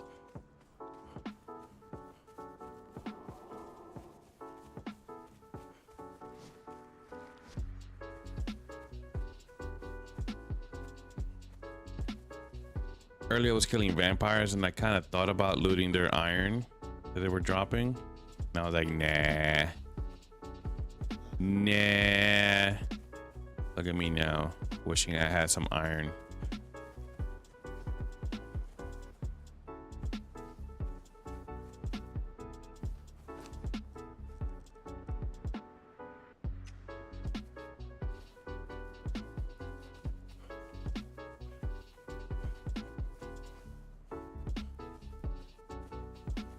Look at me now, wishing I had iron.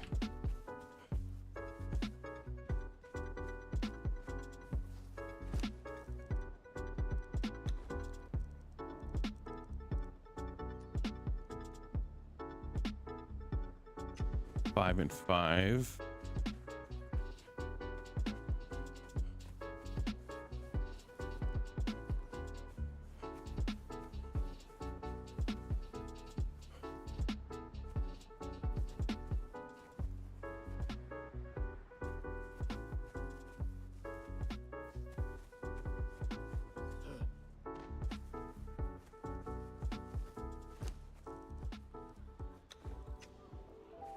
Look at me with my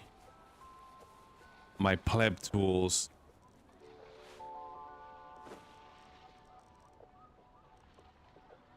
I pick. Didn't I make a pick? Oh.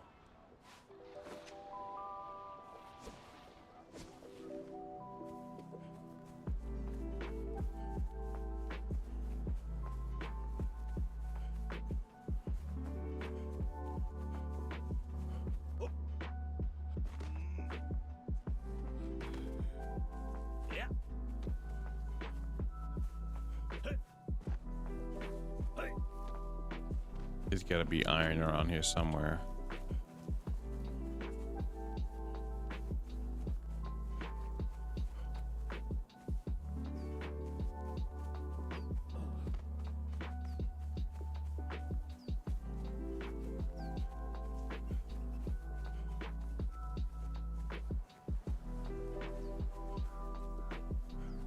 All these rocks and not a single iron ore?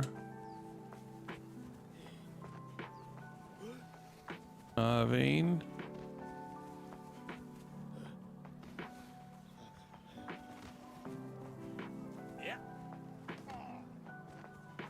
Has got to be iron around here. What the fuck?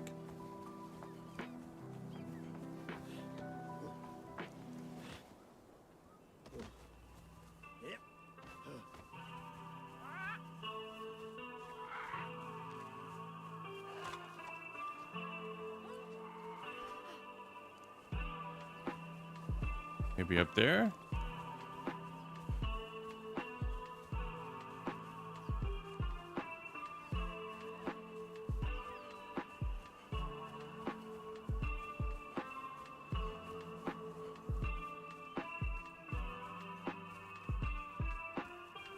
Bruh, there's no iron anywhere. What the fuck?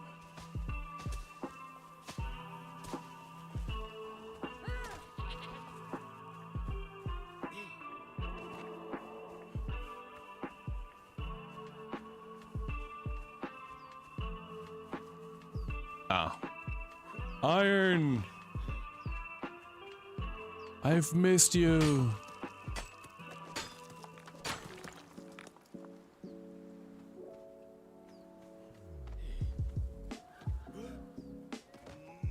You can't be the only one.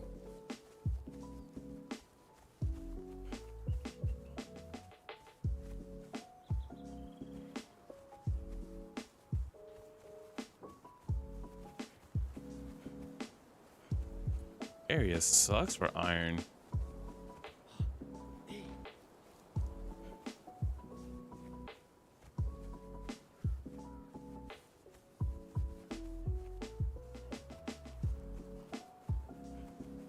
one. Oh, iron.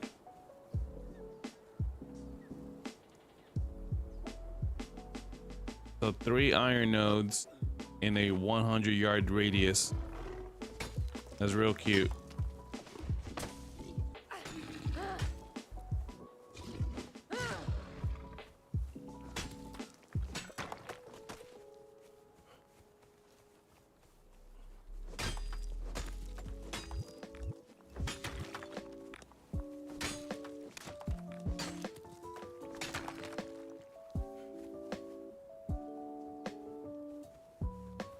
Ah, there it is.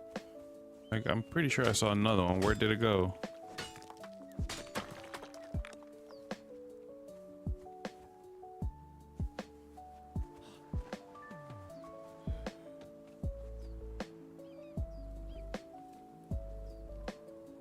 No fucking way, that's it.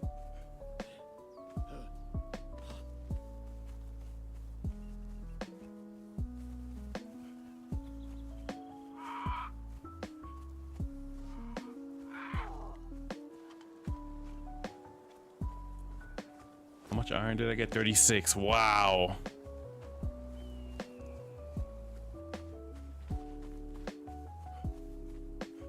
Maybe up there. Maybe that's where it's all hiding.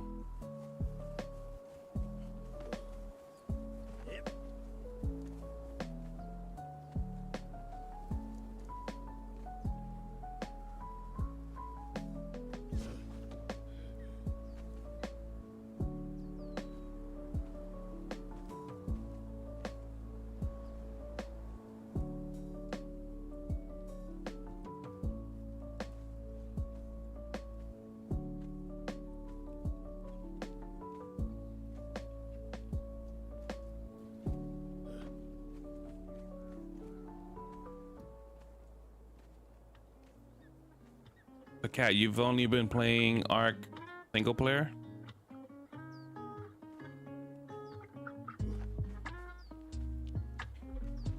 Because if you want, I can set up an Ark server as well. Or we can wait until March when Scorched Earth comes out, and then I'll set up a server then.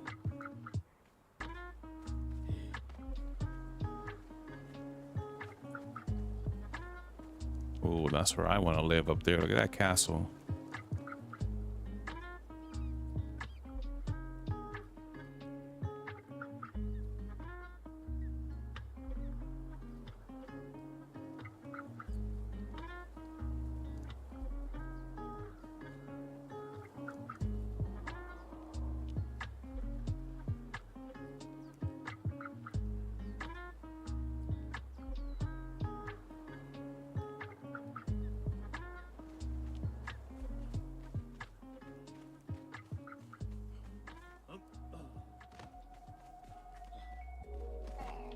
Yo, no way this place doesn't have any fucking iron.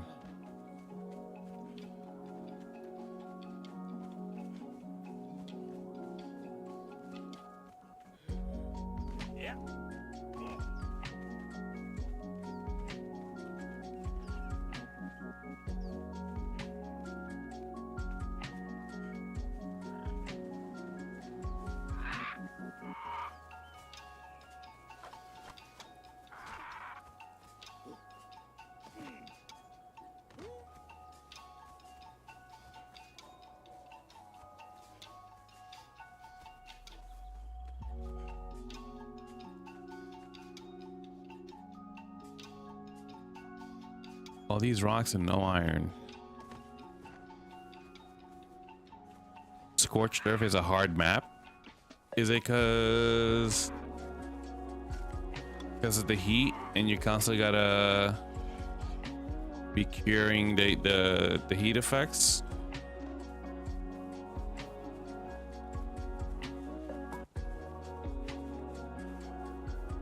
Ooh, some iron.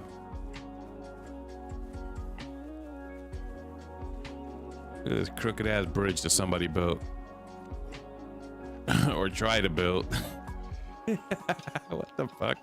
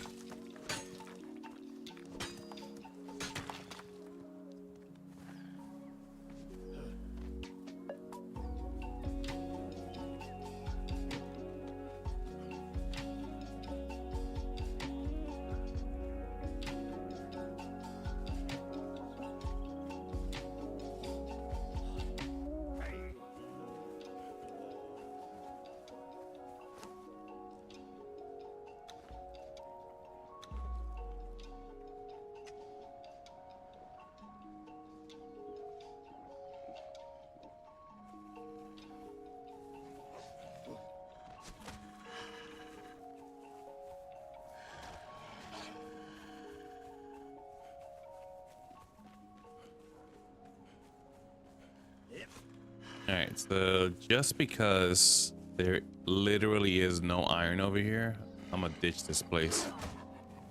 This sucks.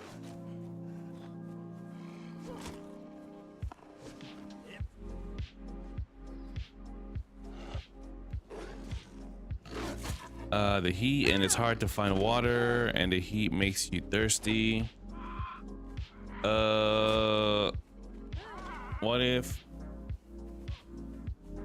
What if priority number one is to build a well?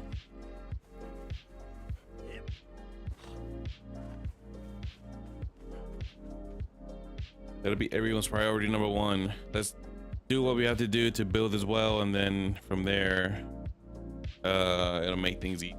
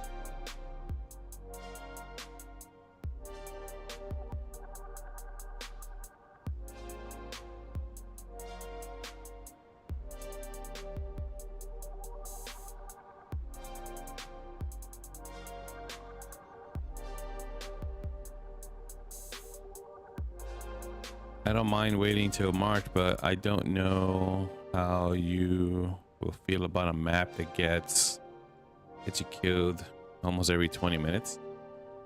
Interesting. I mean, I've never played Scorched Earth, so is the map bigger than Island? Yeah, that's the only reason why I don't want to play Ark right now, is because Island is super tiny.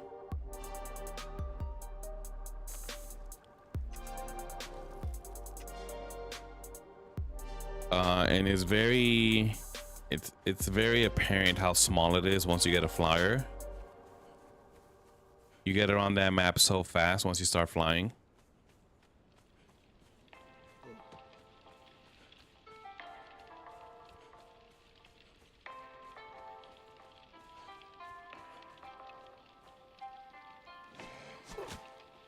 Look at this amateur hour fucking bridge. Oh shit, she she fell. She fell. Iron. It's about the same. Yuck. Yuck. If it's tiny.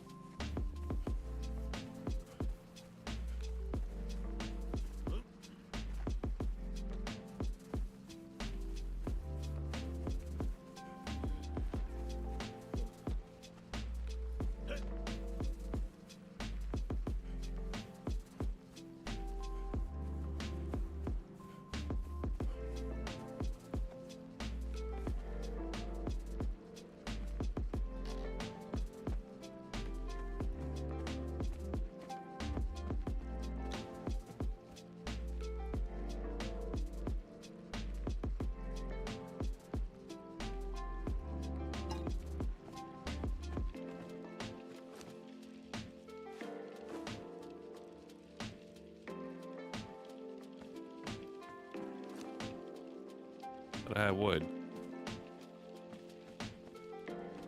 Oh, there.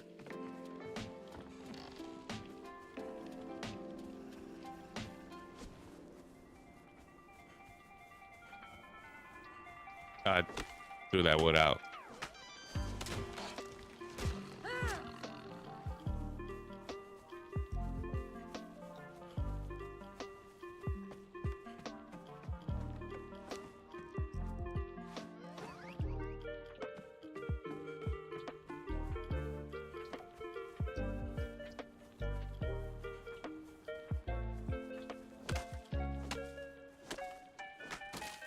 Probably going to look up a video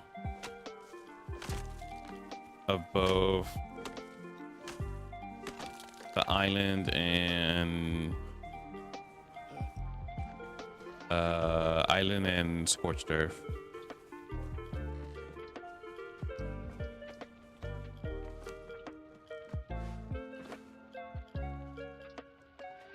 Remember, the only thing I have to compare to is the old map, and I'm not sure if they will remake it or update the one they already gave us. The old map. What old map?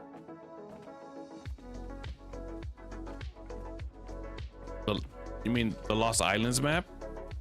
The one we were all playing on?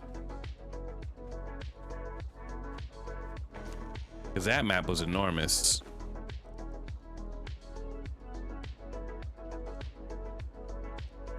That map is enormous, and all Ark maps should be that size.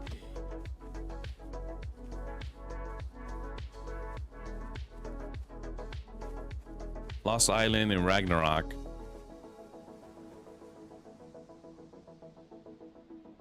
The island on Ascended is different than the island on Evolved. Really? I thought it was a 1-to-1.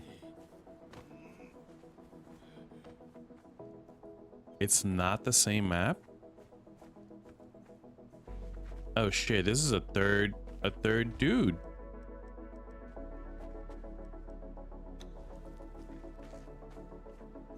Hold up.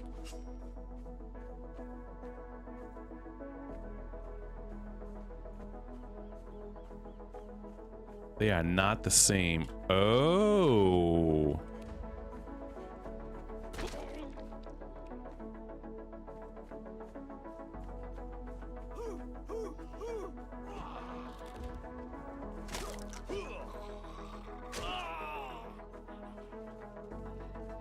I'm over here thinking that both are the same exact map.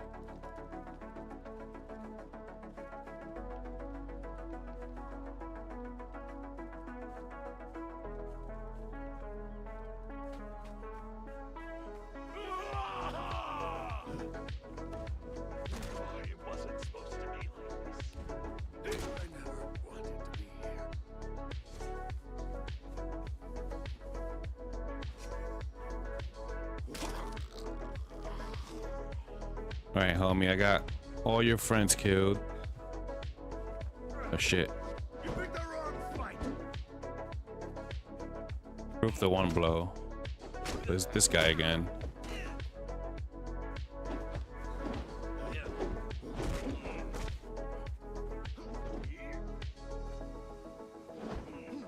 Die.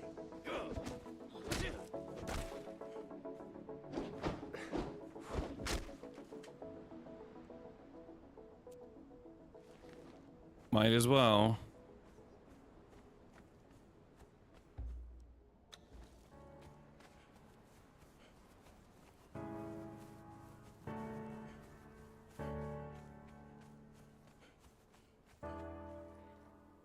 The original island map on Evolve was less than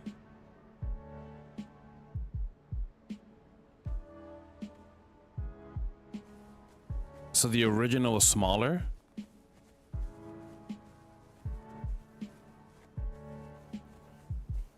The original island was smaller.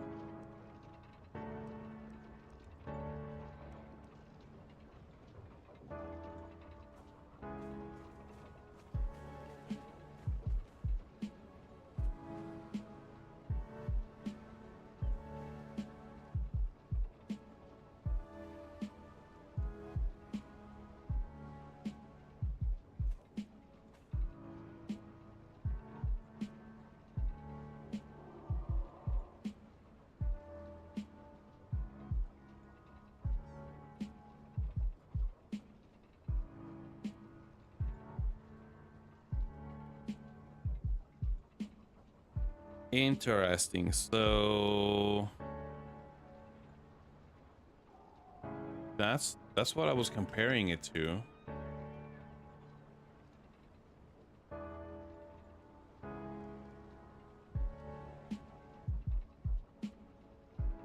Because I knew that that island map was extremely small.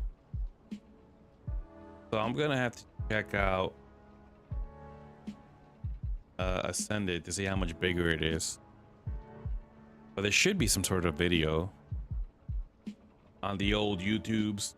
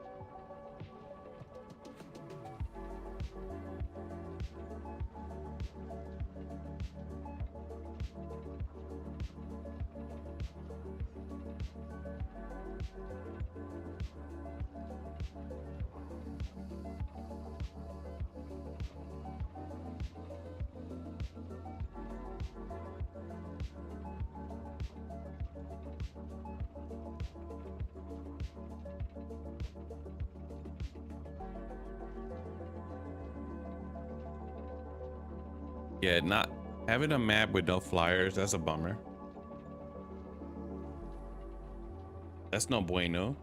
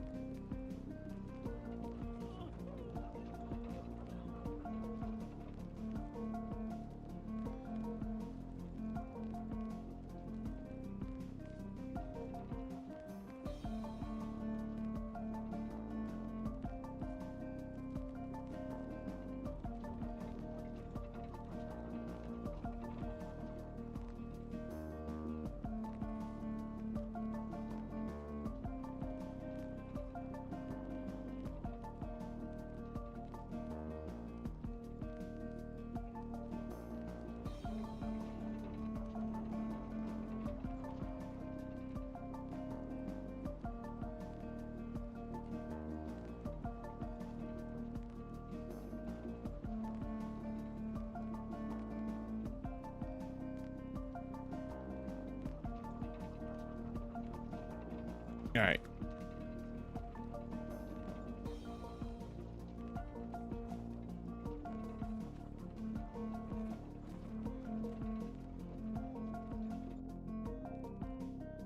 Let's pull it up on the old YouTubes.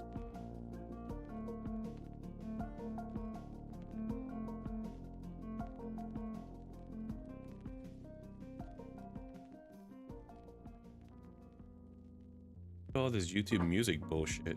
Oh, because it's somehow in the search box.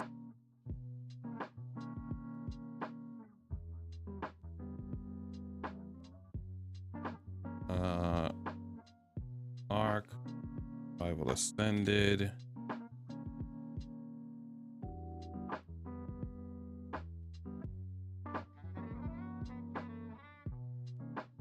App comparison.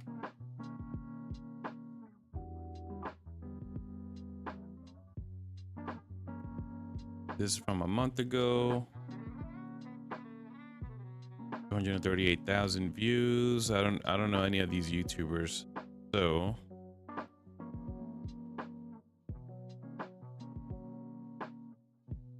yeah, this is that one. That one seems popular. That's ludicrous, but I got you. Hang on. Like a good neighbor, State Farm is there. They're coming straight in. Trust me, I've got nothing. Whatever, dude.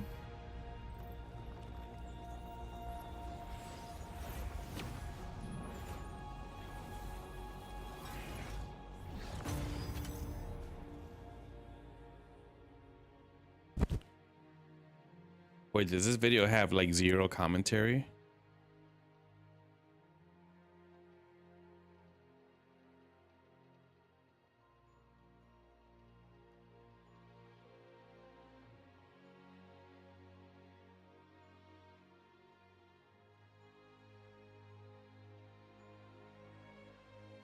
All right, let's find one that has commentary. This is kind of lame.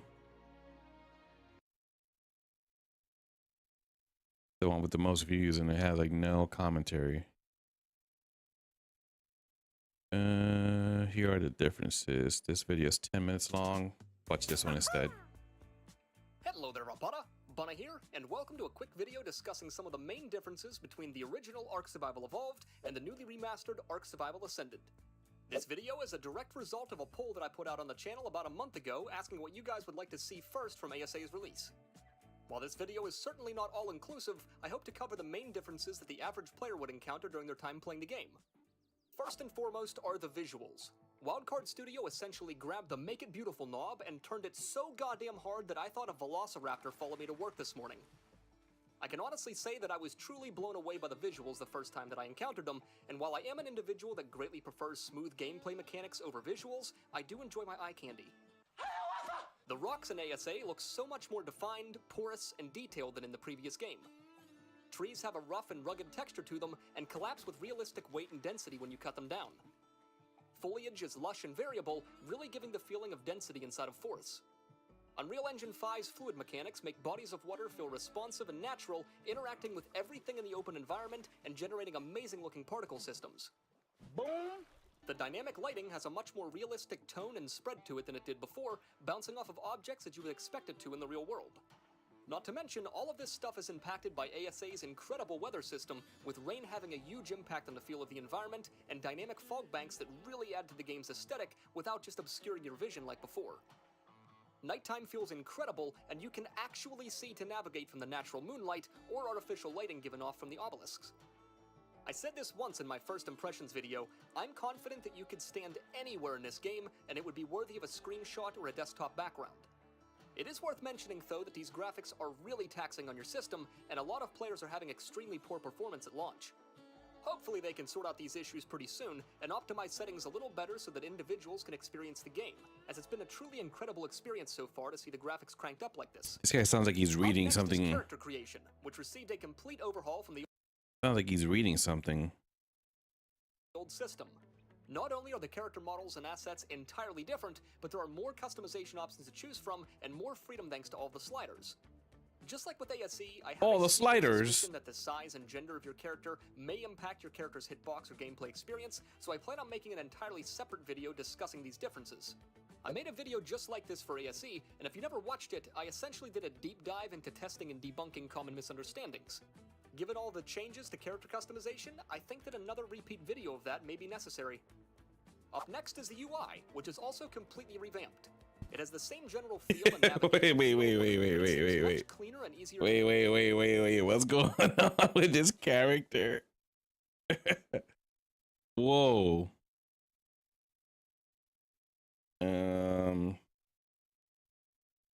Gonna troll everybody in the Discord. I am gonna say that this is the character that I created. To navigate. Scaling-wise, it's much smaller and unobtrusive, and little quality of life changes make the experience much more enjoyable. For example, when accumulating resources in ASA, there's no longer a giant string of text going across your screen and blocking your view, but rather just a small icon of the item followed by the number you've acquired.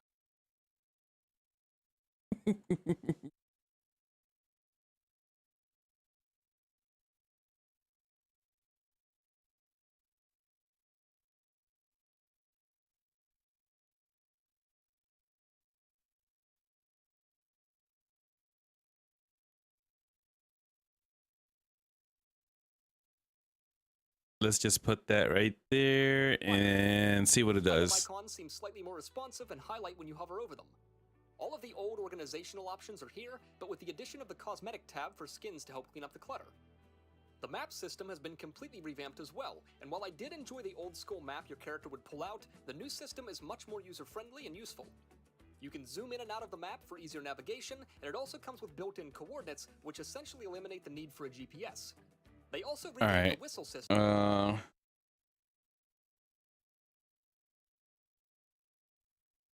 See how small everything looks?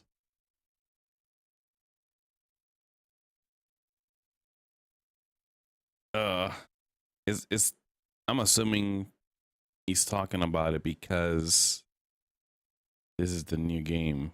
Built-in coordinates, which essentially But look how tiny everything looks. Oh my god. eliminate the need for a GPS. They also revamped the whistle system to make it cleaner and easier to understand, and they added an in-game ping system that allows you to communicate with allies a little easier. I'm sure there are loads of other benefits that the UI has to offer, but that's something that I'm just going to have to experience over time with more gameplay and experience. ASA's camera system seems to be a subtle but nice quality of life improvement over ASE's. The third-person camera sits just a little farther back and higher than it did before, offering a larger field of view while playing. The transition between camera perspectives is much smoother as well, compared to that rapid, clunky transition from before. There's a bit of drag to the camera as well, which just helps to add to the weight and speed of your character. All of this camera tech applies while on the back of a creature as well, which helps to see a wider perspective of the game. There's even a new system called Photo Mode, which places a free-moving camera that you can control and place wherever you'd like. This new feature is great for screenshots. There's even a new feature called Photo Mode. Yeah, I never heard of a photo mode before. Or in my case, content creation. I have a feeling I'm going to be using this thing for a lot of comedy sketches in the near future. Alright, next up are the It's movement and body mechanic Pat. changes, which are something that I noticed pretty early on. The new character models seem to have much more responsive and fluid movements and interact with the environment much better than they did before. Walking and running feels smoother and faster, and the foot kinematics when your character's on a sloped surface seem stickier. The foot kinematics? What is this guy even talking about? Okay. Jumping got one hell of an upgrade as well. Characters seem to be able to jump a little higher and farther than before, and don't seem to float like they used to. This makes clearing gaps and scaling sloped surfaces a little bit easier, which I am all for, because parkouring in ASE sucked harder than a bro core in debt. Wow. Our real enemy is time. Wow. Fall damage Let's run that joke back one more time. they used to. This makes clearing gaps and scaling sloped surfaces a little bit easier, which I am all for, because parkouring in ASE sucked harder than a bro core in debt. Ba-dum-tsh. Wow. What? Fucking loser. Parkour in ASE sucked harder than a broke whore in debt. Wow. Fall damage seems to be more forgiving with short drops, but is incredibly punishing with longer ones, maybe even more so than in ASE. At least the physics and weight of your dead character are much better than they were before, so you don't go rubber banding across the screen when you die. Player attributes underwent some major changes with ASA, with the most noticeable change being the complete removal of movement speed. I think that this change is going to simultaneously please half of the community and completely piss off the other half. On one hand, movement speed was an integral part of most builds because it allowed you to outrun creatures in PvE or PvP, but let's be honest, it was a bit out of hand at times. While the stat is entirely removed in ASA, your character's base movement speed does seem to be much faster than it was before, which should help to offset the loss a bit. While all of the other attributes seem to remain the same, the scaling is a bit different than before. For instance, investing 1 point into Fortitude used to provide you with 2 Fortitude, and now provides you with 4, but I'm unsure if this actually makes any difference, or if the scaling simply changed to balance the removal of movement speed. I may have to do a separate video on character attributes, just to explore what each one does exactly, and the impacts they have on gameplay. Let me know in the comments below if you'd like to see a video like that. Also, consider leaving this video a like and subscribing to the channel if you found it enjoyable or helpful so far. Okay, thanks! Wow. Silver engrams, which are not only easier to find and unlock thanks to the Okay, thanks. revamped UI, but also received a large cut in consolidation. For instance, unlocking thatch walls now also unlocks doors, doorways, and window frames. Previously, you would have to unlock all of this stuff individually, which was extremely clunky and very cluttered. Because of this consolidation and the removal of certain items such as the GPS, engram point costs have been adjusted and balanced.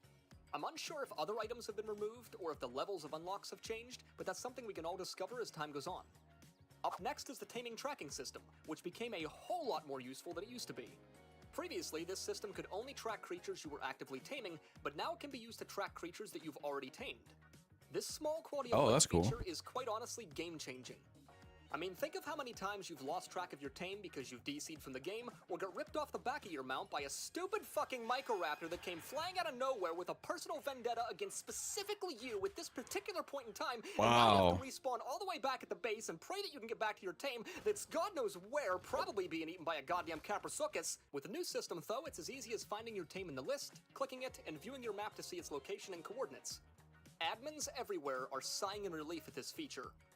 Speaking of making life easier for admins, ASA features more intuitive console commands. When you begin to type in the command that you want to run, the game will start to auto-populate commands based on the code that you've written. While this may not do a whole lot for the average player, I wonder where they stole this from. it's massive for server admins or content creators like myself who are running commands constantly. I can't tell you how many times I forgot the exact wording or specific spacing of constantly. Each player, it's massive for server This guy is so admins or high on content himself, creators he like myself who keeps are running calling commands himself constantly. Player, a content creator. code that you've written. While this may not do a whole lot for the average player, it's massive for server admins or content creators like myself who are running commands constantly. I can't tell you how many times I forgot the exact wording or specific spacing of a particular command and had to tab out of the game to look it up. Hey, what's this guy doing? Let's see.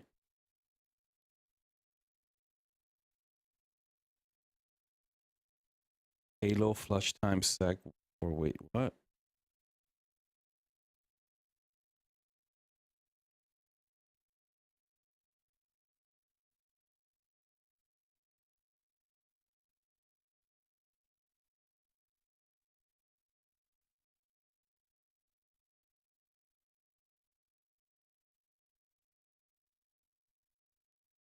But luckily now, I can film all of Oh. my stupid toilet sketches with I'm over here thinking that these are all the commands he's running. Is just showing him everything that is available. minimal interruptions. Alright, last but certainly not least are the new structures and building mechanics. What's up, Exiled? ASA improved upon ARC's original building system immensely, not only from a visual perspective, but from an easier to use and functional perspective. Like I mentioned before, a lot of the structures have been consolidated into a single engram point purchase, but what I didn't mention was that the crafting and placement of these items has also been consolidated. For example, say you want to completely wall in this little 2x2 structure and have one door and two windows. In ASC, you would need 5 walls, 1 door frame, 2 window frames, 1 door, and 2 windows. In ASA, all you need to craft is 8 walls and 3 doors. The new building system allows you to simply cycle between the different options available in a category and place it down where you want it. The different categories of cyclable structures include walls, door frames and window frames, doors and windows, and stairs, ramps, and roofs. The snapping of these structures are also vastly improved. Not only does it feel clean and precise, but cycling between snap points is now consistent and reliable with visual tooltips to let you know which snap point you're on. You can also raise and lower foundations before you place them down, so no more crazy pillar contraptions. All I can say Ooh, I is wonder thank where they God, stole this because I was from. so sick of lowering foundations on rafts. Plus, they added a goddamn secret door disguised as a wall. A wall door, one might say. Not to be confused with Mordor. That's an entirely different thing. Oh my Not God. very welcoming to hobbits from what I gather. Oh yeah, and did I mention that object snapping is a thing now? For instance, storage boxes will That's snap cool. onto nearby walls for clean, precise placement and can be stacked on top of one another for more storage. Anyways, that about wraps up this video. I'm sure there are more features or improvements from ASC that I missed, but as I said in the beginning, I felt that these I was were the most hoping to impactful to those players. see If you know of any other improvements that I missed, be sure to mention him talking about the freaking map.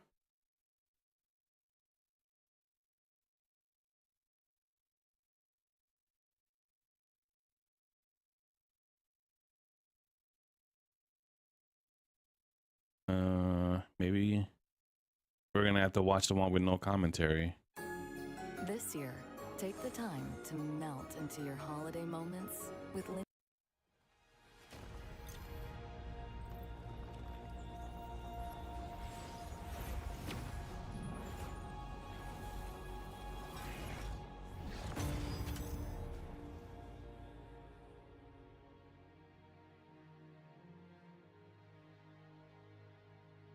Yeah, what's up? What's up her eyes? Why is she looking at the camera like that? Watch this.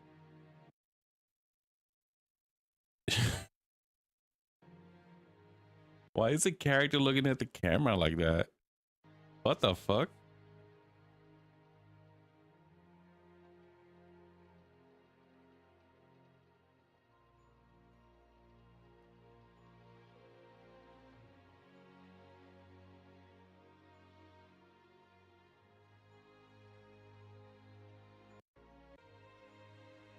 Yeah, show me what's different about the map. That's what I want to see.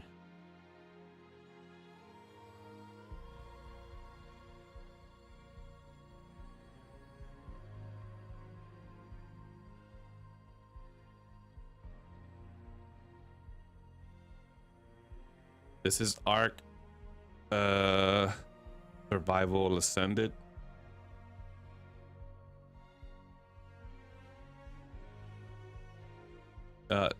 AKA the dinosaur game.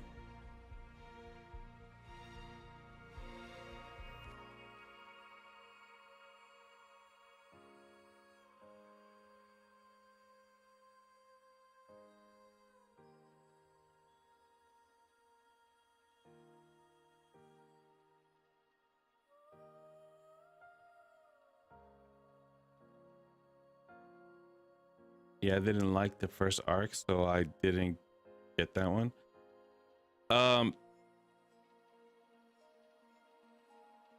The original arc was very buggy indeed. But once you learn how to play around those bugs, it was fun.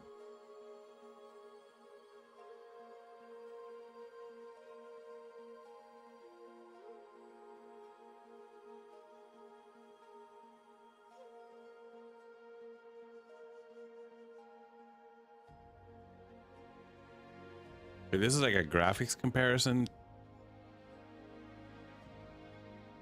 Looks very similar.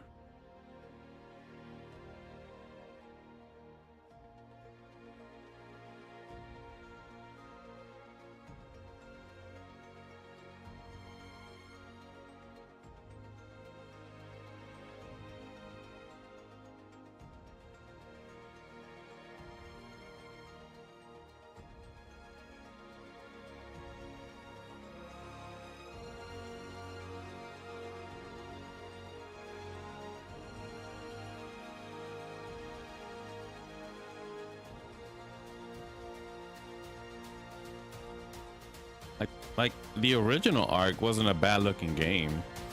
It just had like terrible character models, like player character models.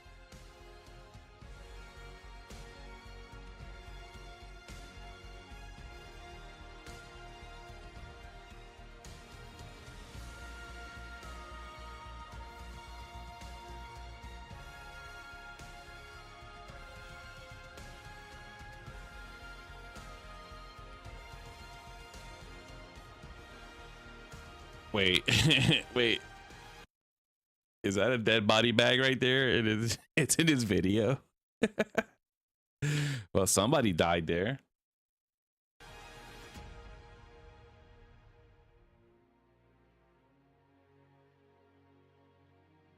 I wonder who died in in the murder snow.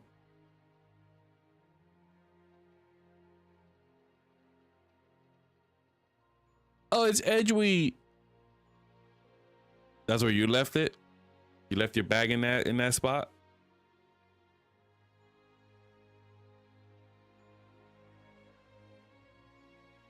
What's really impressive about the new game, let me just backtrack a bit.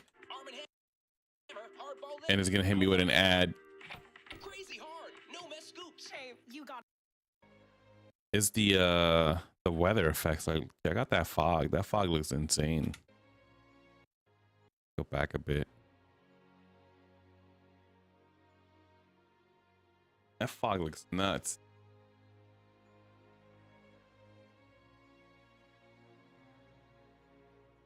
Yeah, man, I had to help Ice out and left my noms up. You left your nom-noms? Nah, dude, you gotta go back to get your nom-noms every single time. You can't just leave your nom-noms behind.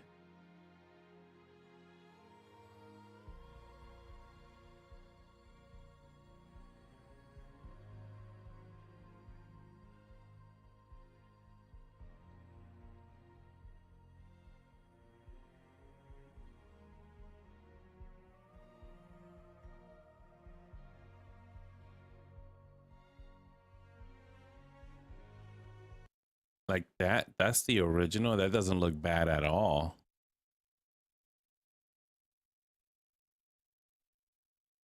You can tell like the engine is wigging out in certain spots, like rendering things, but other than that, like it looked really good.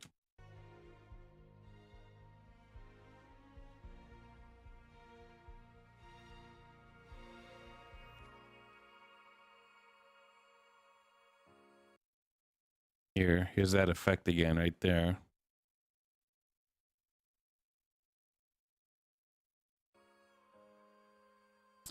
What the heck? Leave Ice to fend for himself. Protect the nom-noms. Protect the noms. Where you been at, Edgewee?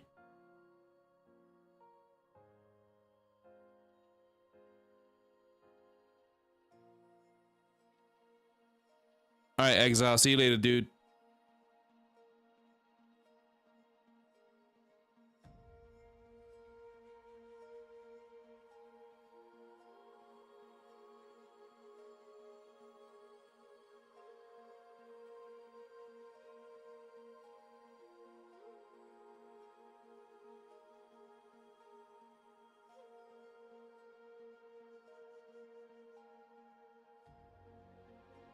Yeah, how small everything looks.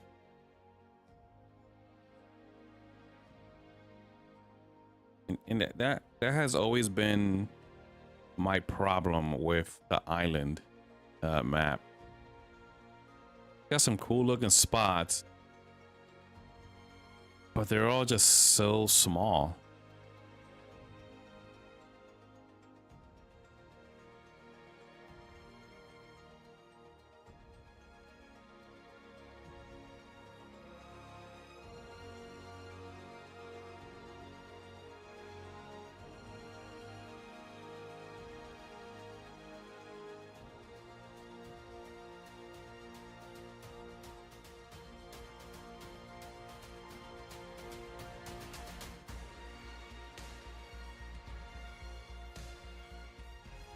Oh, that just reminded me of when I had like a parade of T-Rexes lined up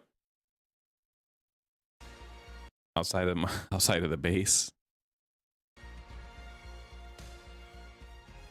I think I went a little too overboard with the teams. I had way too many. And when one of you guys had one you didn't want, I was like, I'll take him. I'll bring him back to my base. I'll take that T-Rex you don't want.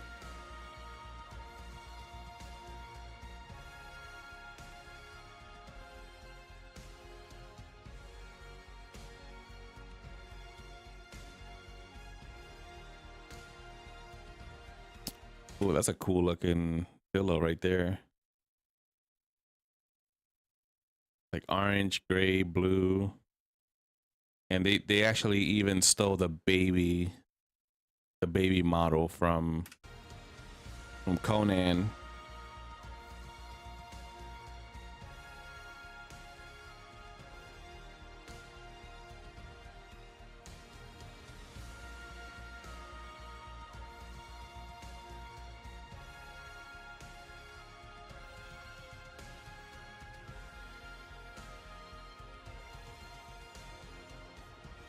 There's another pointless video.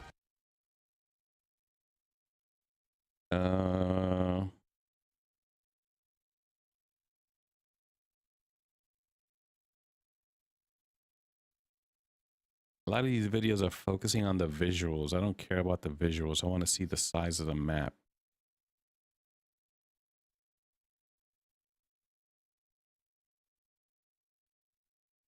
Or tour. Let's take out this tour. Check out this tour.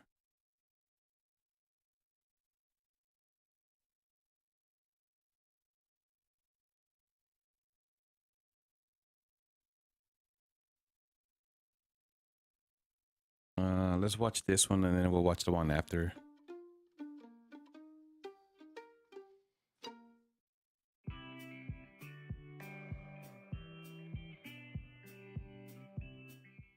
The Island, the original introduction to Ark, now reborn through Unreal 5, offers a survivor's first steps in learning the game. Set on a world rich with life ready to befriend or hunt you down across misty jungles, murky swamps, foliage-rich redwoods, and sub-zero snowy mountains. With a new adventure awaiting, we've packaged everything you need to know about this map all in one place, with timestamps to skip to the parts you need. So sit back, drink a med brew, and let's respawn again. Spawning on the island can alone decide your initial survival, with 12 spawn points available, but all covering a wide area in range of specific closer resources than others, and some deceptively easier than advertised. South 1, the ever-popular Bob Spot, paves way for a simple enough beginner experience with general early game creatures and resources around, with an initial perception to build there and then on the beach. However, with some small exploration can find some flat peaks hidden within foliage, but not too far to keep you elevated and prepared for your initial run, with the swamp and redwoods just north, red obelisk within walking distance, and a rich metal deposit just to the east offers as advertised. South 2 pulls you around to what was referred to as Stonehenge, now more in line to a Pirate's Cove and quite possibly becoming a favoured PvE or role-playing location, with a few cliff-line spots in view to build on. Otherwise, the same metal deposit slightly closer, but notably a selection of beaver dams being a great early choice for cementing paste. Green obelisk not too far of a journey to the north, and the easiest artifact cave on your doorstep, allowing access to the hunter and a few early cave loot crates, not forgetting one of the few 6x explorer notes in close proximity. South 3, adjacent to Stonehenge, covers a wide spawn radius almost all the way to another artifact cave, with perhaps one of the best flat build spots along the southern edge and a few more in close proximity, not forgetting some that is a nice spot. Worth few more in close that would be ideal to build there. Proximity, not forgetting some notable islands worth considering. You can even build a freaking nice tree house on this tree right here. Nice and wide. Wide spawn radius almost all the way to another artifact cave, with perhaps one of the best flat build spots along the southern edge and a few more in close proximity, not forgetting some notable islands worth considering, more flat spots towards. That is a nice spot right there too. Green obelisk, and almost opposite the ever popular location of Herb Island. West 1 takes us right back next door to South 1, so similar reachable locations are offered there, though brings you just closer to Red Obelisk and a favoured location I personally enjoy to begin at, with the swamp and redwoods being quickly reachable to the north. West 2 spawns us on Crags Island and home to most explorer nodes. This guy's video is way better.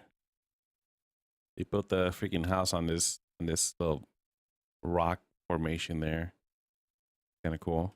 Runner's starting location, offering a handful all in close proximity to level up your character very quickly. So maybe a popular location to begin on, with some notable new interesting rock cliffs to consider building on, scenic waterfalls just opposite, and a popular choice if needing to get to Red Obelisk quickly, unless you get the right spawn at West 3, dropping you right on its doorstep if spawning in the right rotation, though surprisingly stretches all along the west coast, almost within the snow biome to the north, which may come in handy looking to push those icier locations and some handy beach level early crystal and silica pearls within reach. Several decent flat cliff spots offering a new home could be a great choice, especially considering one of the best loot crate caves below in the sea, another 6x note within reach, and one of the closest spawns to the volcano. Ooh, a nice looking forest.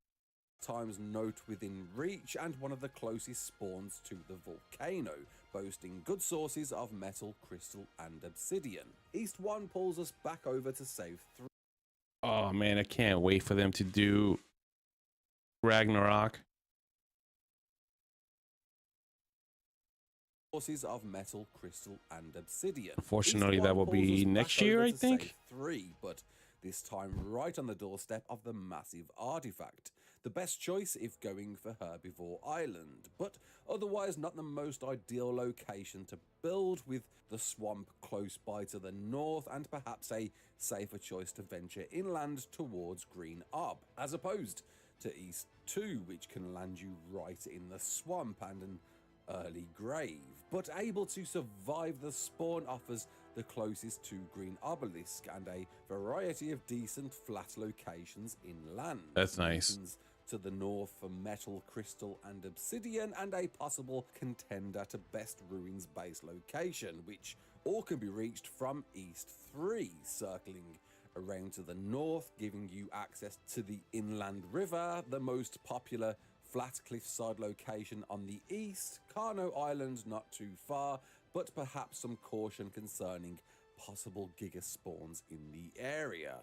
North 1 circles around the inland river with the same similar locations as East 3 within reach, so the same build spots, though notably the best choice if looking to run for Carno Island early, and strangely not as difficult a spawn to begin at despite suggested hard. In fact, North 2 couldn't feel more safer, with very few hostiles within the initial spawn area, and my personal fave allowing instant access to reach Alpha Pillar to the south, another choice to reach Carno Island to the east, but likely for most the best spawn to race towards Hidden Oasis, an iconic and beloved spot to build at, boasting beaver dams for early paste and a natural walled-in valley to locate in. Though is the furthest point from any obelisk on the map, offers close proximity to the snow without from any Crazy how big it looks when you're panning around like that. walled-in valley to locate in. Though is the furthest But point from any obelisk on the map is not offers big at all. close proximity to the snow without being in harm's way, unless you choose to spawn at North 3, hostile and freezing cold, with creatures all around ready to kill you in an instant. Only a madman would decide to begin their adventures here, though it is the only spawn with plenty of land oil rocks in close proximity, some questionable new pillar locations to build on, maybe an opportunity to hide in the nearby waterfall, but a choice nonetheless if looking to pursue a climb towards Blue Obelisk. With any spawn, your quickest path to leveling is through explorer notes found throughout the island in a wide variety of locations, most How small that is. Lisk throughout Yeah, that is tiny. the island in a wide variety of locations, most commonly identified by nearby ruins, and all offering some backstory to the adventures of previous survivors, or information on the primeval wildlife wandering the lands, in all shapes and sizes, and if playing on server will offer experience multiplier differences depending on which can stack and be used on your ridden dinos too, though are once only used items, so choose to level up early and pick wisely for creatures later on. Whilst it was worth considering listing every one, the Ark Wiki does a fantastic job of offering a checklist for you to tick off, which you found if looking to acquire every one on the map. Supply drops and crates have been reborn in Ark Ascended, seemingly organic and lifelike to stand in situ ready to claim. Drops range in colour from white to red to identify the level requirement allowed to access, as well as the loot available, from early game entry loot in white up to end tier saddles and gear in red drops. Ringed versions are available too, though not offering anything different, doubling the amount of items contained, increasing your chances of finding a wreck saddle blueprint in a red.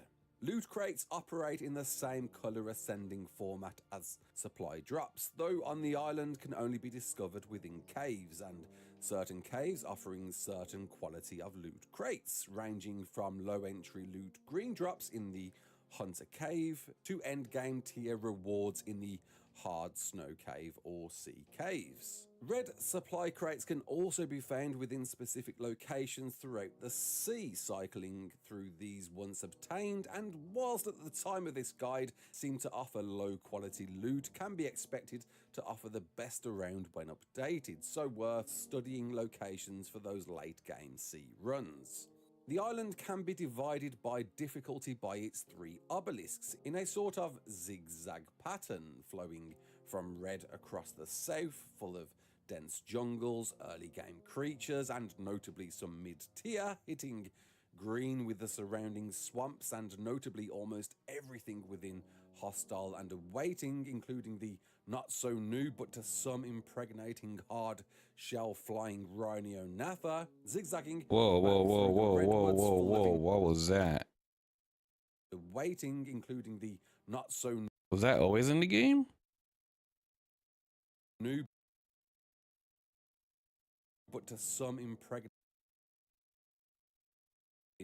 hostile and awaiting, including the not so new but to some impregnating hard shell flying Rhino Natha, Not so new. So when did they zigzagging add? back When through did the they add that redwoods thing? full of impending doom around every tree, and possibly your first journey That is a new animal. Is it? Can you tame it and fly on his back? hostile and awaiting, including the not so new but to some impregnating hard shell flying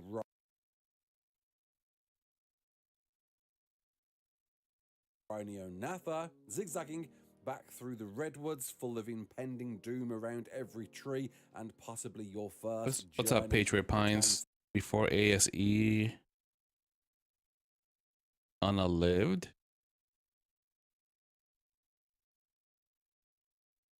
shell flying Rhino Natha, zigzagging back through the redwoods full of impending doom around every tree, and possibly your first journey to tame some argents along okay. Spino River full of plenty of Brontos and Rexes Okay, around so before they shut down the servers for the OG. Okay, gotcha.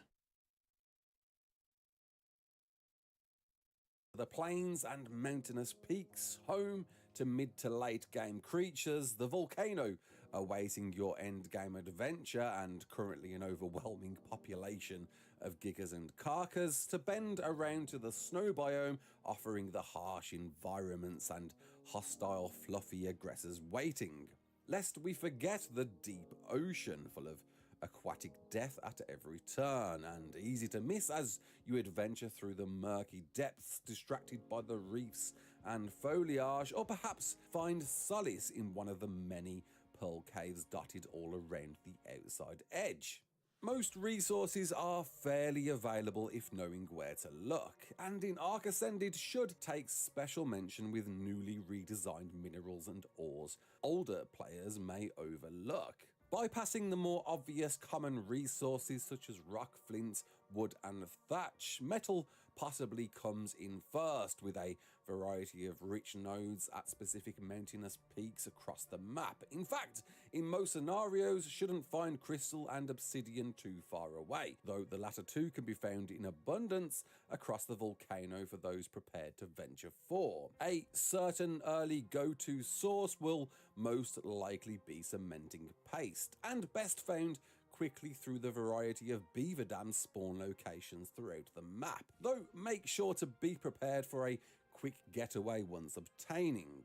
Stepping up to a more regular source will push you to tame an Achatina, found throughout the swamp biomes and naturally producing paste regularly for you. But experienced players will want to turn their attention to Meganora, spawning in the bucket load throughout the immune cave within the redwoods, offering thousands of paste in one sitting if killed by a ridden Beezel Buffo, as well as more chitin than you'll ever need.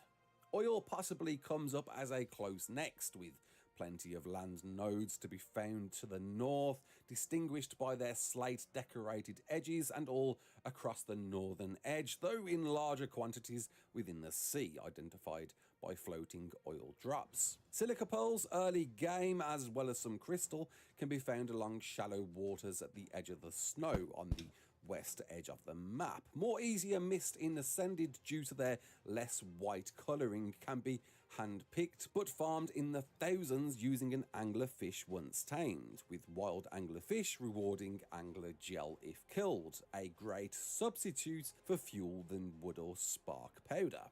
Organic polymer comes in the form of kairuku, or penguins, found throughout the north edge of the snow, and best farmed with a wooden bat or pelagornis, with babies strangely offering more poly than their adult counterparts. At the time of writing, the well-known go-to penguin islands are completely void of spawns, so may become a tiresome task to farm, possibly reverting to hunting Hesperornis instead. Black pearls are certainly a more challenging resource to farm than later maps, rewarded in small volume through Tuzo's slains, so likely encouraged to source Euryptrids throughout the seabed edges to kill and farm from, before being prepared enough to take on either Alpha Moses or Alpha Tuzos, rewarding large quantities to prepare you for tech tier. Bee honey says it on the tin, found throughout hive.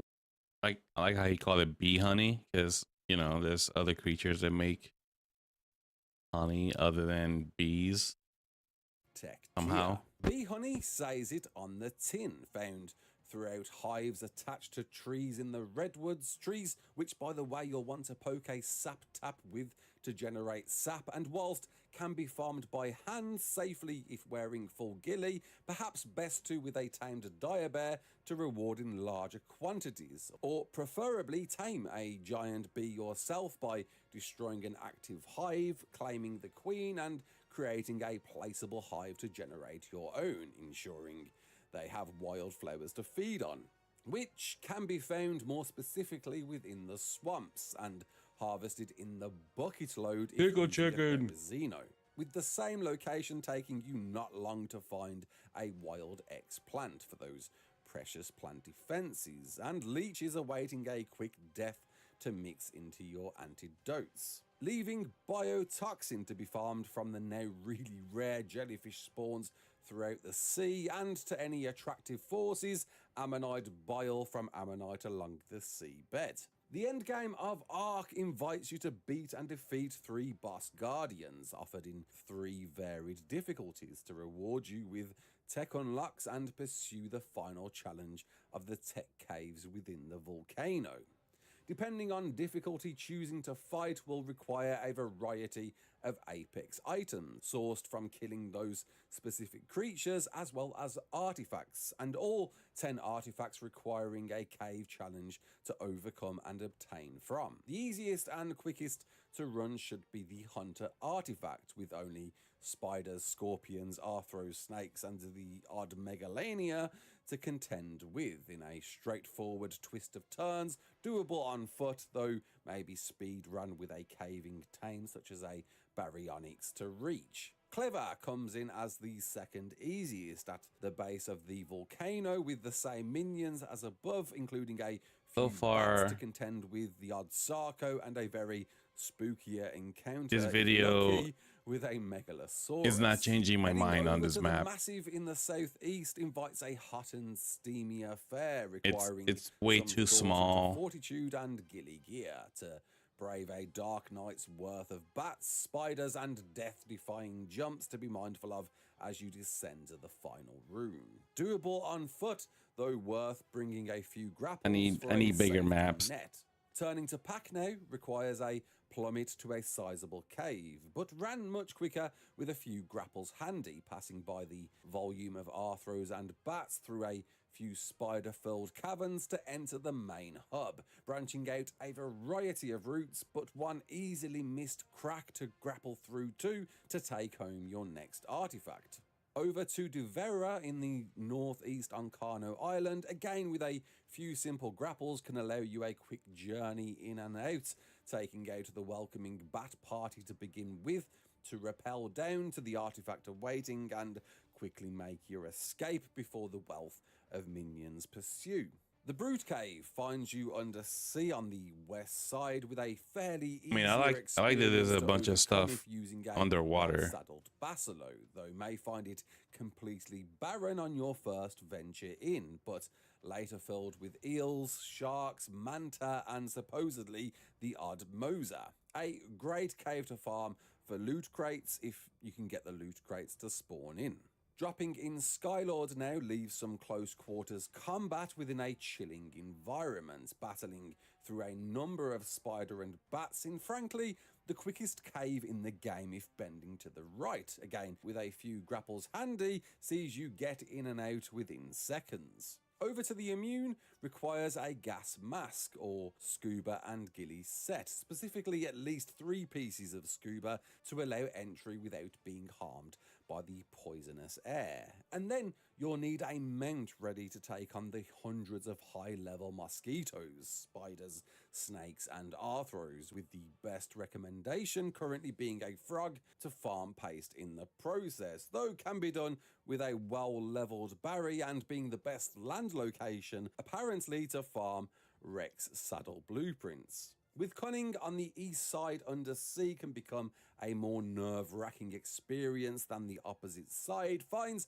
a well-equipped Basilo again a decent choice to swim through and slowly take out the aggressive eels, sharks and mosers and dunks bit by bit to eventually reach the almost hidden passage leading you down towards your artifact, which leaves Strong, a brutal gauntlet of freezing temperatures, high-level strong wolves, bears, yetis and ready to pounce and stun you at any moment Palovias. Challenging enough on foot, it's possible, though you may want to consider your tankiest, hard-hitting cave-sized creatures to adventure, ensuring plenty of explosives to unearth the fun, stunning Palovias, and again, some of the best loot crate rewards awaiting right in this cave. Taking on the 3 bosses, no matter the difficulty, requires at least some thought-provoking suggestions. Megapithecus is by far the easiest to beat of the 3 and can be brute-forced with any formidable late-game creatures with high-level saddles coupled with a UT2 buff. Broodmother, however, is best beaten with either Megatheriums or Spinos. The former owed to a considerable 375% bug buff, boosting damage and reducing any taken, and Spinos offered a hydration buff to come in as a close second choice to take the big mama down, though highly recommended to be wearing high level saddles with UT and Daedon buffs for alpha tier especially. Dragon adopts a much stranger approach, with it dealing a whopping 20% damage with each fire breath emitted, though herbivores specifically receive much less damage from its standard attacks, means a recommendation of Therazinos stacked with veggie cakes being the best possible choice. And in fact, That thing looks herbivores with cool. exactly just less than 21k health, allowing the optimum amount of health healing with veggie cakes versus fire breath, but again alpha tier needing the best saddles either way, and your buffing squad to take home the victory. And there's many to be had, with a wide assortment of tech unlocks available with each difficulty beaten, stacking with higher difficulties, as well as element in the form of new loot crates dropped. It's worth knowing what offers what unlocks, and what presents the most element, with Dragon offering 440 if beaten on Alpha, Megapithecus offering 220 but being the much easier fight, and Brood still offering 148 despite arguably being harder than the big gorilla. To older players specifically, it's worth knowing what's new with tech, and the major new inclusions being 3 flavours of teleporters, ranging in size and offered in Send me a size DM. depending on which difficulty dragon beaten. Though worth noting, you're unable to teleport from small to larger TPs, but allowed to all from their larger counterparts. Transmitters offer a new function allowing you to fight bosses there and then from your location, a huge help for anyone looking to farm bosses and preferring not to leave creatures at obelisks. Replicators can now be powered directly from generators and offer wireless crafting from connected dedicated storage boxes, meaning the race to tech for an easier life has never been more rewarding, with S+ style engram crafting now in the main game. And finally, a new addition to tech doors, giant tech trap doors that snap to any objects to allow as many vertical tech doors as you're accustomed to horizontal doors. However, you'll notice one more tech engram remaining to unlock. which takes us to the Tech Cave. Requiring your boss trophy heads along with further alpha apex items required if pursuing higher difficulties will challenge you to navigate the treacherous descent through the Tech Cave, fighting off high-level endgame dinos to teleport to the Overseer Arena and face your previously fought foes once again, allowing you to not only ascend to Scorched Earth, gain an extra 5 levels per difficulty, but reward you with chibis, attachable mini creature pets that you can carry with you at all times, and help to reward you with a further 5 levels from killing alpha wilds whilst in possession. Gamma Overseer rewards 1 random common chibi per kill, Beta rewards 1 random common and 1 random uncommon, and Alpha rewards 1 random common, 1 random uncommon, and 1 random rare chibi, as well as your final tech engram, Tech Binoculars.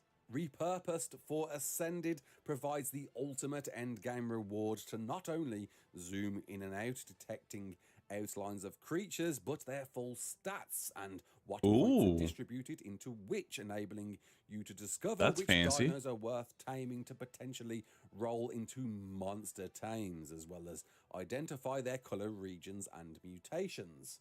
Throw in an extra 10 levels unlocking from finding all explorer notes on the map allows you to level up to an astonishing 135 on just the island alone. And I wonder what else will arrive with the next maps that follow.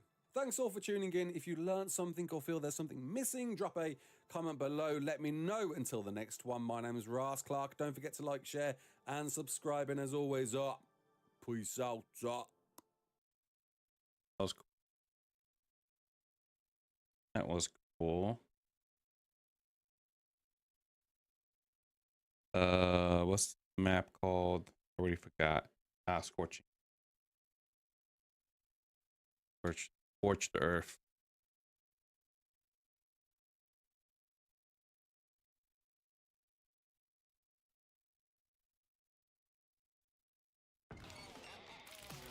Watch a new blit.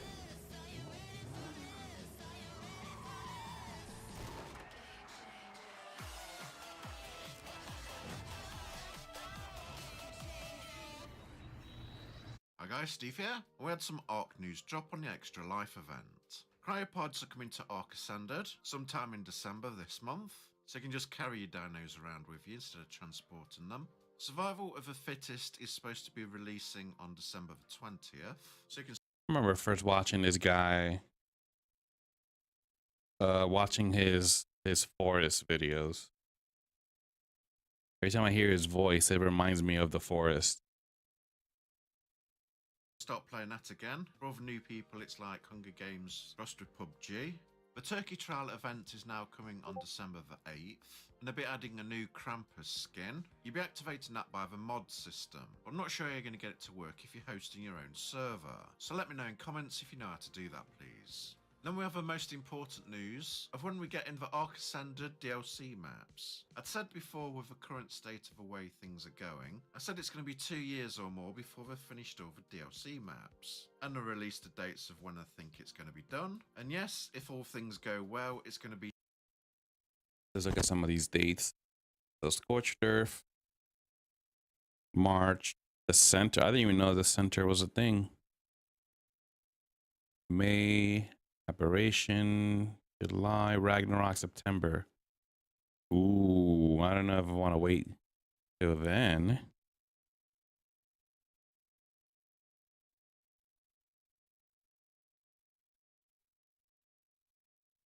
Yeah, I'm not familiar with Scorched Earth, the center. Aberration, isn't that the underground stuff? Extension, I'm not familiar with. There's a surprise in November. Bulgaro, December. I'm not a fan of Genesis 1 or 2. And then Lost Island in August.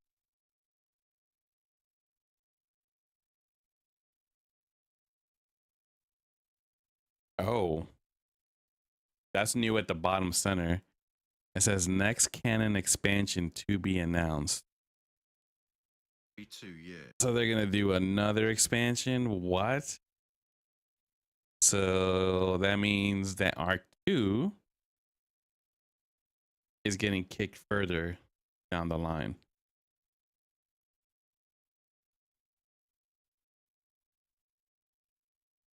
They are adding a lot to the center, plus a new dino for the center alone, like the Phoenix and Scorched Earth. Oh, that's right. I completely forgot that Scorched Earth had a Phoenix. So yeah, I'm gonna play Scorched Earth. I need to check out that Phoenix. And that's not including the inevitable delays. They did say the whole team's working on them. So that of course means they're not working on Arc 2.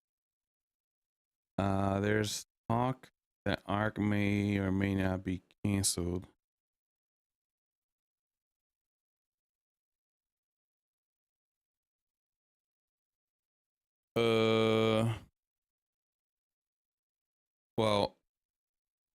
Well, so let's see what he has to say, because he's about to start talking about Arc 2.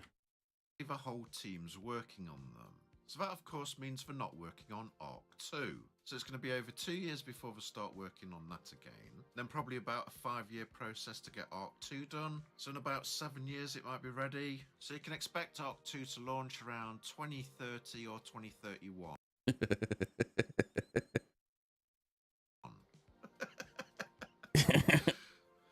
Remember, they had announced it was supposed to be out a few months ago, before all the plans changed and decided to work on Arc Ascended instead. But the best comical news is, Snail Games and Wildcard are breaking new ground by giving us extra paid DLC packs on top of each and every paid DLC map.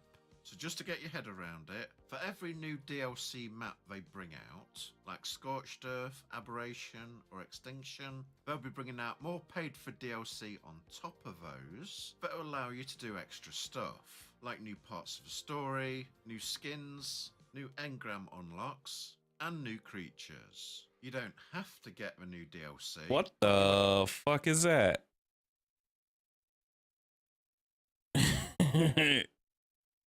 That's the fat kid dino. And he's got a green mohawk.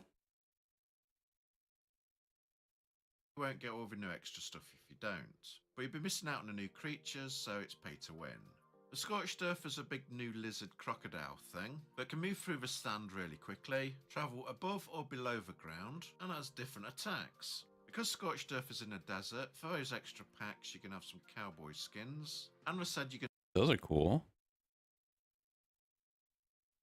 to be able to build a railroad with trains and carriages. What? Okay, that sounds cool. Something a bit like Satisfactory. Now that'll be okay for single player, but what the hell they're going to do with multiplayer maps? With loads of tribes building railroads all around the map. You know that if you put a foundation down, it stops resources and creatures from spawning. So very true. What the hell is it going to be like with train tracks all around the map? Is it going to stop all the dinos spawning? Just to point out the obvious, we've paid for Ark Survival Evolved. We've paid for all the extra DLC maps. We've paid for the remake Ark Survival Ascended, with all the DLC maps supposedly included. Now they wanted to pay for additional DLC packs for every single DLC map coming. They've added paid mods. They'll be adding paid for extra DLC skins as well. So my question, is Snail Games and Wildcard trying to create some kind of human centipede of DLC that infinitely loops back on itself with never-ending paid DLC that would break the time-space continuum and destroy the very fabric of the universe? Because in 8 years' time, when they redo all this to Unreal Engine 7 and bring out the next remastered version of Ark, it'll be paid DLC on paid DLC on paid DLC maps from a paid remaster from the original paid DLC from a paid original game. Let me know in the comments below, please. If this video was helpful, please like. It'd be nice if you subscribe if you haven't already, and click the bell notification. Nobly keeps it real. Notified when I upload next. It would help a lot if you shared the link for this video. I stream at a weekend, so it'd be nice if you come and watched. And don't forget to check out the other videos at the end. Thank you very much for watching. Goodbye, and I hope you have a good day. Nobly keeps it real. I want to get her a gift she'll actually use. I didn't even know about that train track stuff. That's interesting. I almost forgot that I was still playing this game. And it looks like it's another Tessa from up here. I'm hoping it's an Anna. Let's go find out.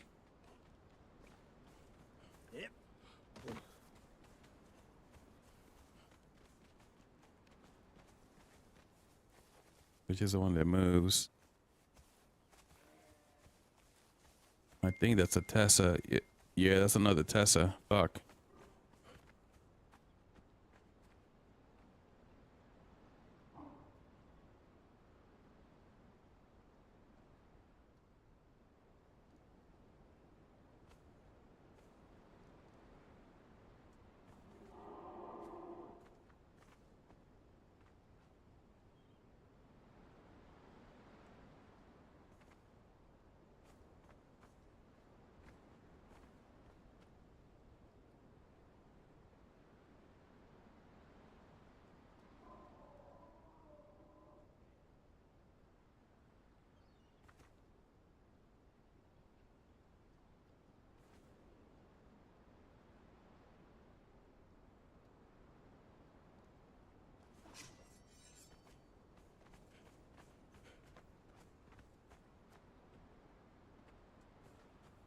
All right.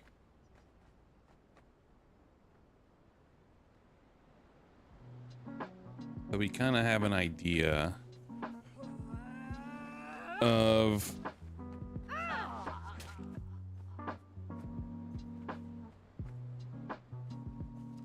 what this next arc is going to be. Or this current arc, as it came out 2 months ago at this point.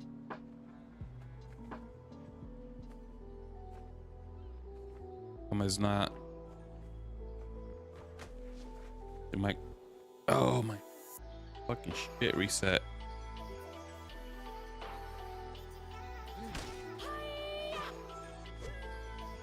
I am. My next. I'm gonna buy mouse and keyboard pretty soon. I'm going Logitech. I'm so tired of this crap. This crap software sucks. Razer's hardware sucks. Corsair's software sucks. I'm buying mouse and keyboard that is Logitech.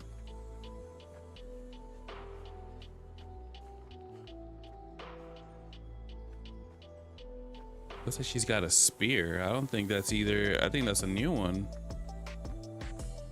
This test is supposed to have a two-handed sword. Let's leave you back here because I don't want you to kill anybody accidentally.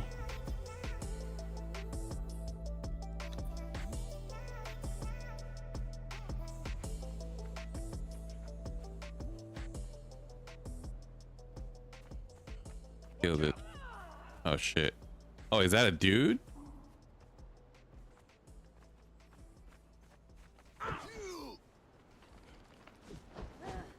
That's a chick.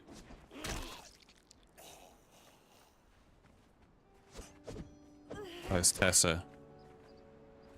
It looked like a sword from far away.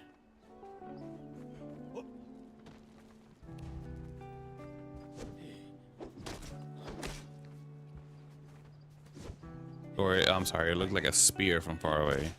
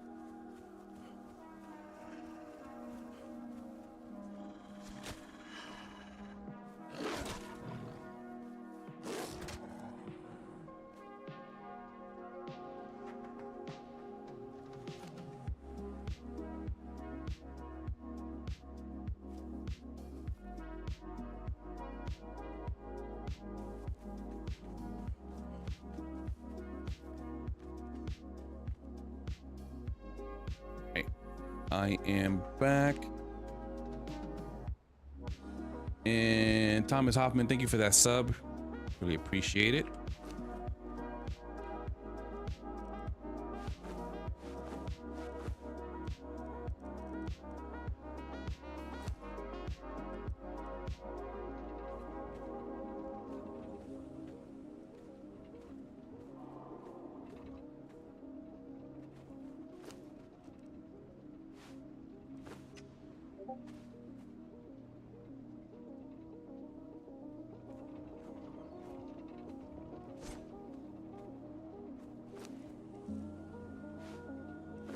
I got 2 of this guy.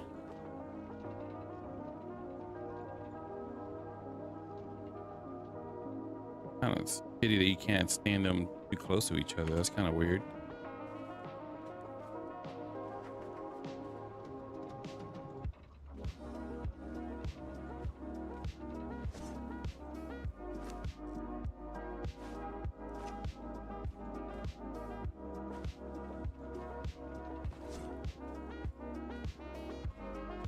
All right.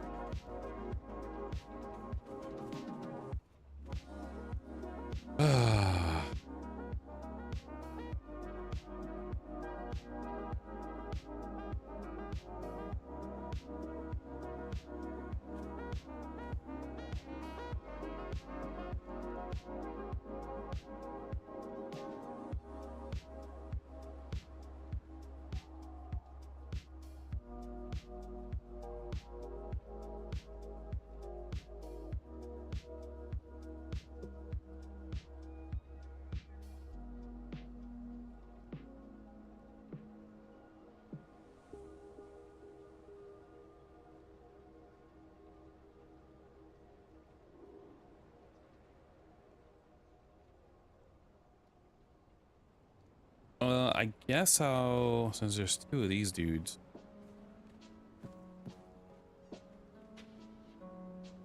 Roof the 1 blow.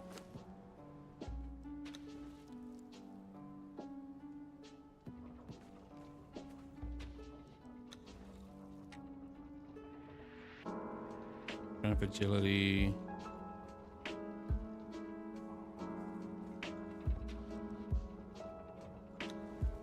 Let's level this dude up for now.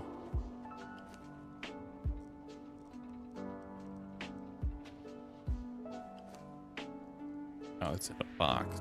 Like, where did the stuff go that I was hoarding?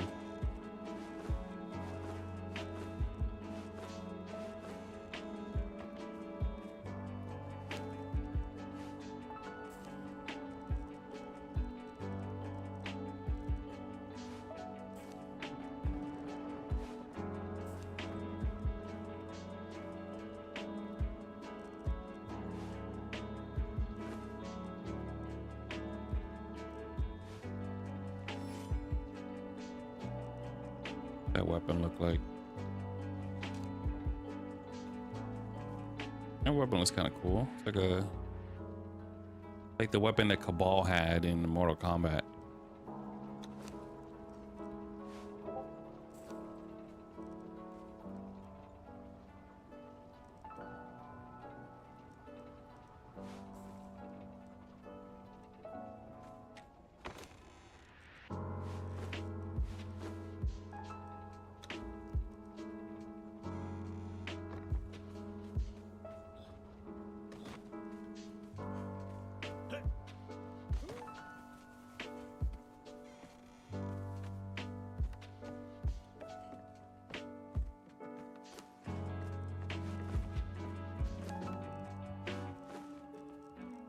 Am I gonna need sticks to repair this?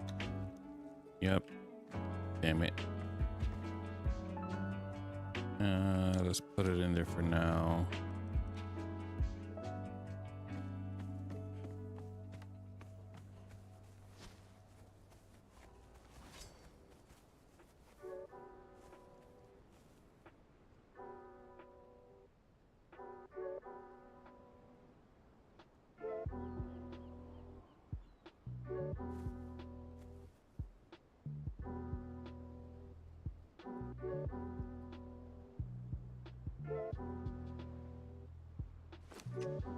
All right.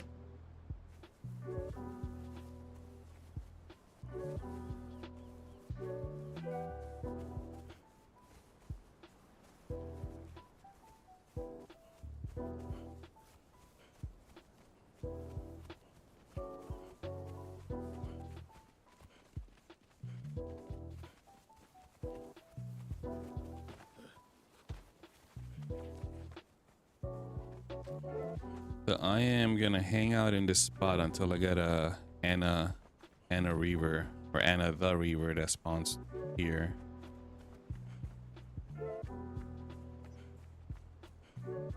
Kind of weird because I've come here a few times and it didn't take her long to spawn.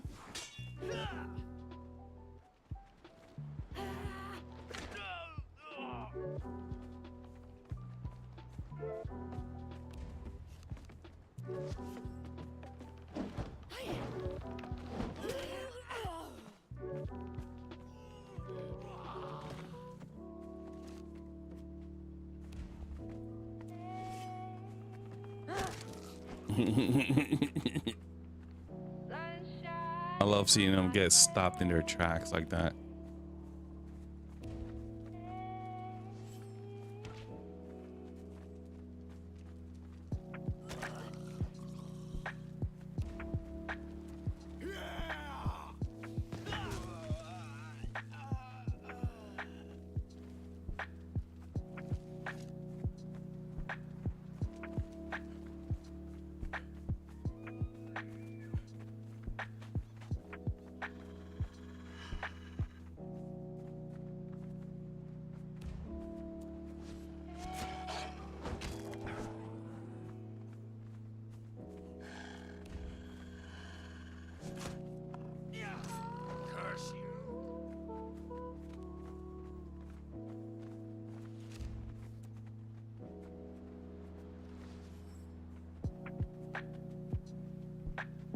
Oh shit, it's 7:30.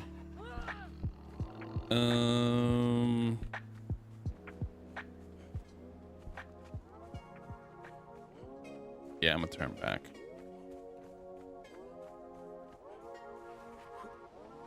There's some stuff I have to do to get ready for tomorrow. I only work tomorrow and Tuesday, and then I'm on vacation. So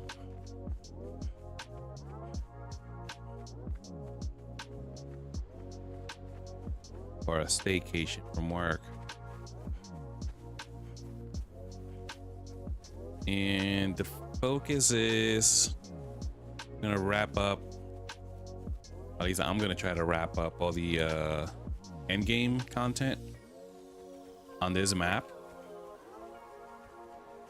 Then I'm gonna reset the server to the original map because we never really did any end game on that map. We were just running around bullshitting when we were playing on the Exile lands, and there's a lot more content to do on that map there is on this one, including a freaking giant dragon. Yeah, it was a lot of fun. I loved every second of it. Loved every second of it.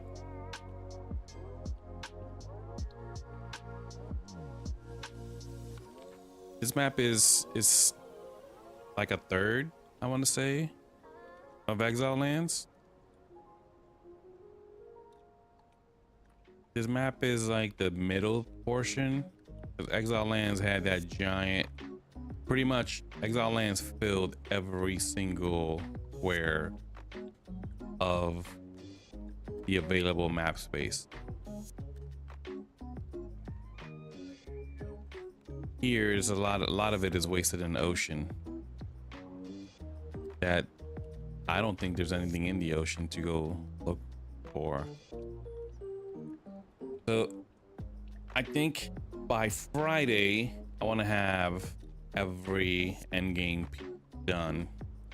Now it's easy. It's gonna be easier on me because she's max level and she's got some pretty cool perks. So she's thick skull. Your follower can withstand a lot more damage thanks to her thick skull, which is 3 and 3 to what's hard vitality, and shield is grit. She's relentless. Your follower is incredibly tough and stubborn, granting them a high vitality and a resistance to knockdown effects. You can't get knocked down, so this is a +5 to vitality. That's the 3, and the 5, that's the 8. And she's also unflinching. Your follower is very flexible and can shrug off damage more easily, which is a +3 to grit. So she's pretty tanky. Right now I have her with a shield and a one-handed sword. I need to find a nice two-handed sword to give her, because she's also pretty strong. This dude and his eyeliner, he's cannon fodder. I don't know what he's, well, I guess we'll figure out what he's good at once he starts unlocking perks. But it seems like he'd be a tank. He got 100% growth in grit. But you know what? I might hold on to this dude. He might turn out to be useful.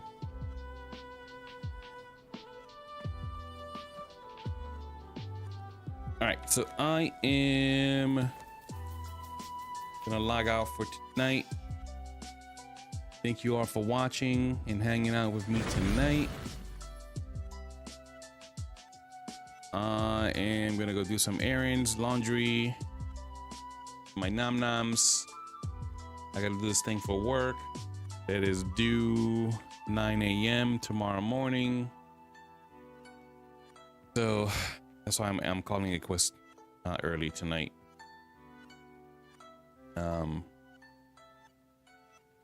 But Tuesday night after work, I'm pretty sure I'm gonna have a late night in the stream. So probably won't have a stream tomorrow night, but Tuesday night for sure. All right, guys, thank you all for watching. Thank you all for hanging out with me tonight. Thank you for the subscriptions / follows. I'll catch you guys next time. Adios.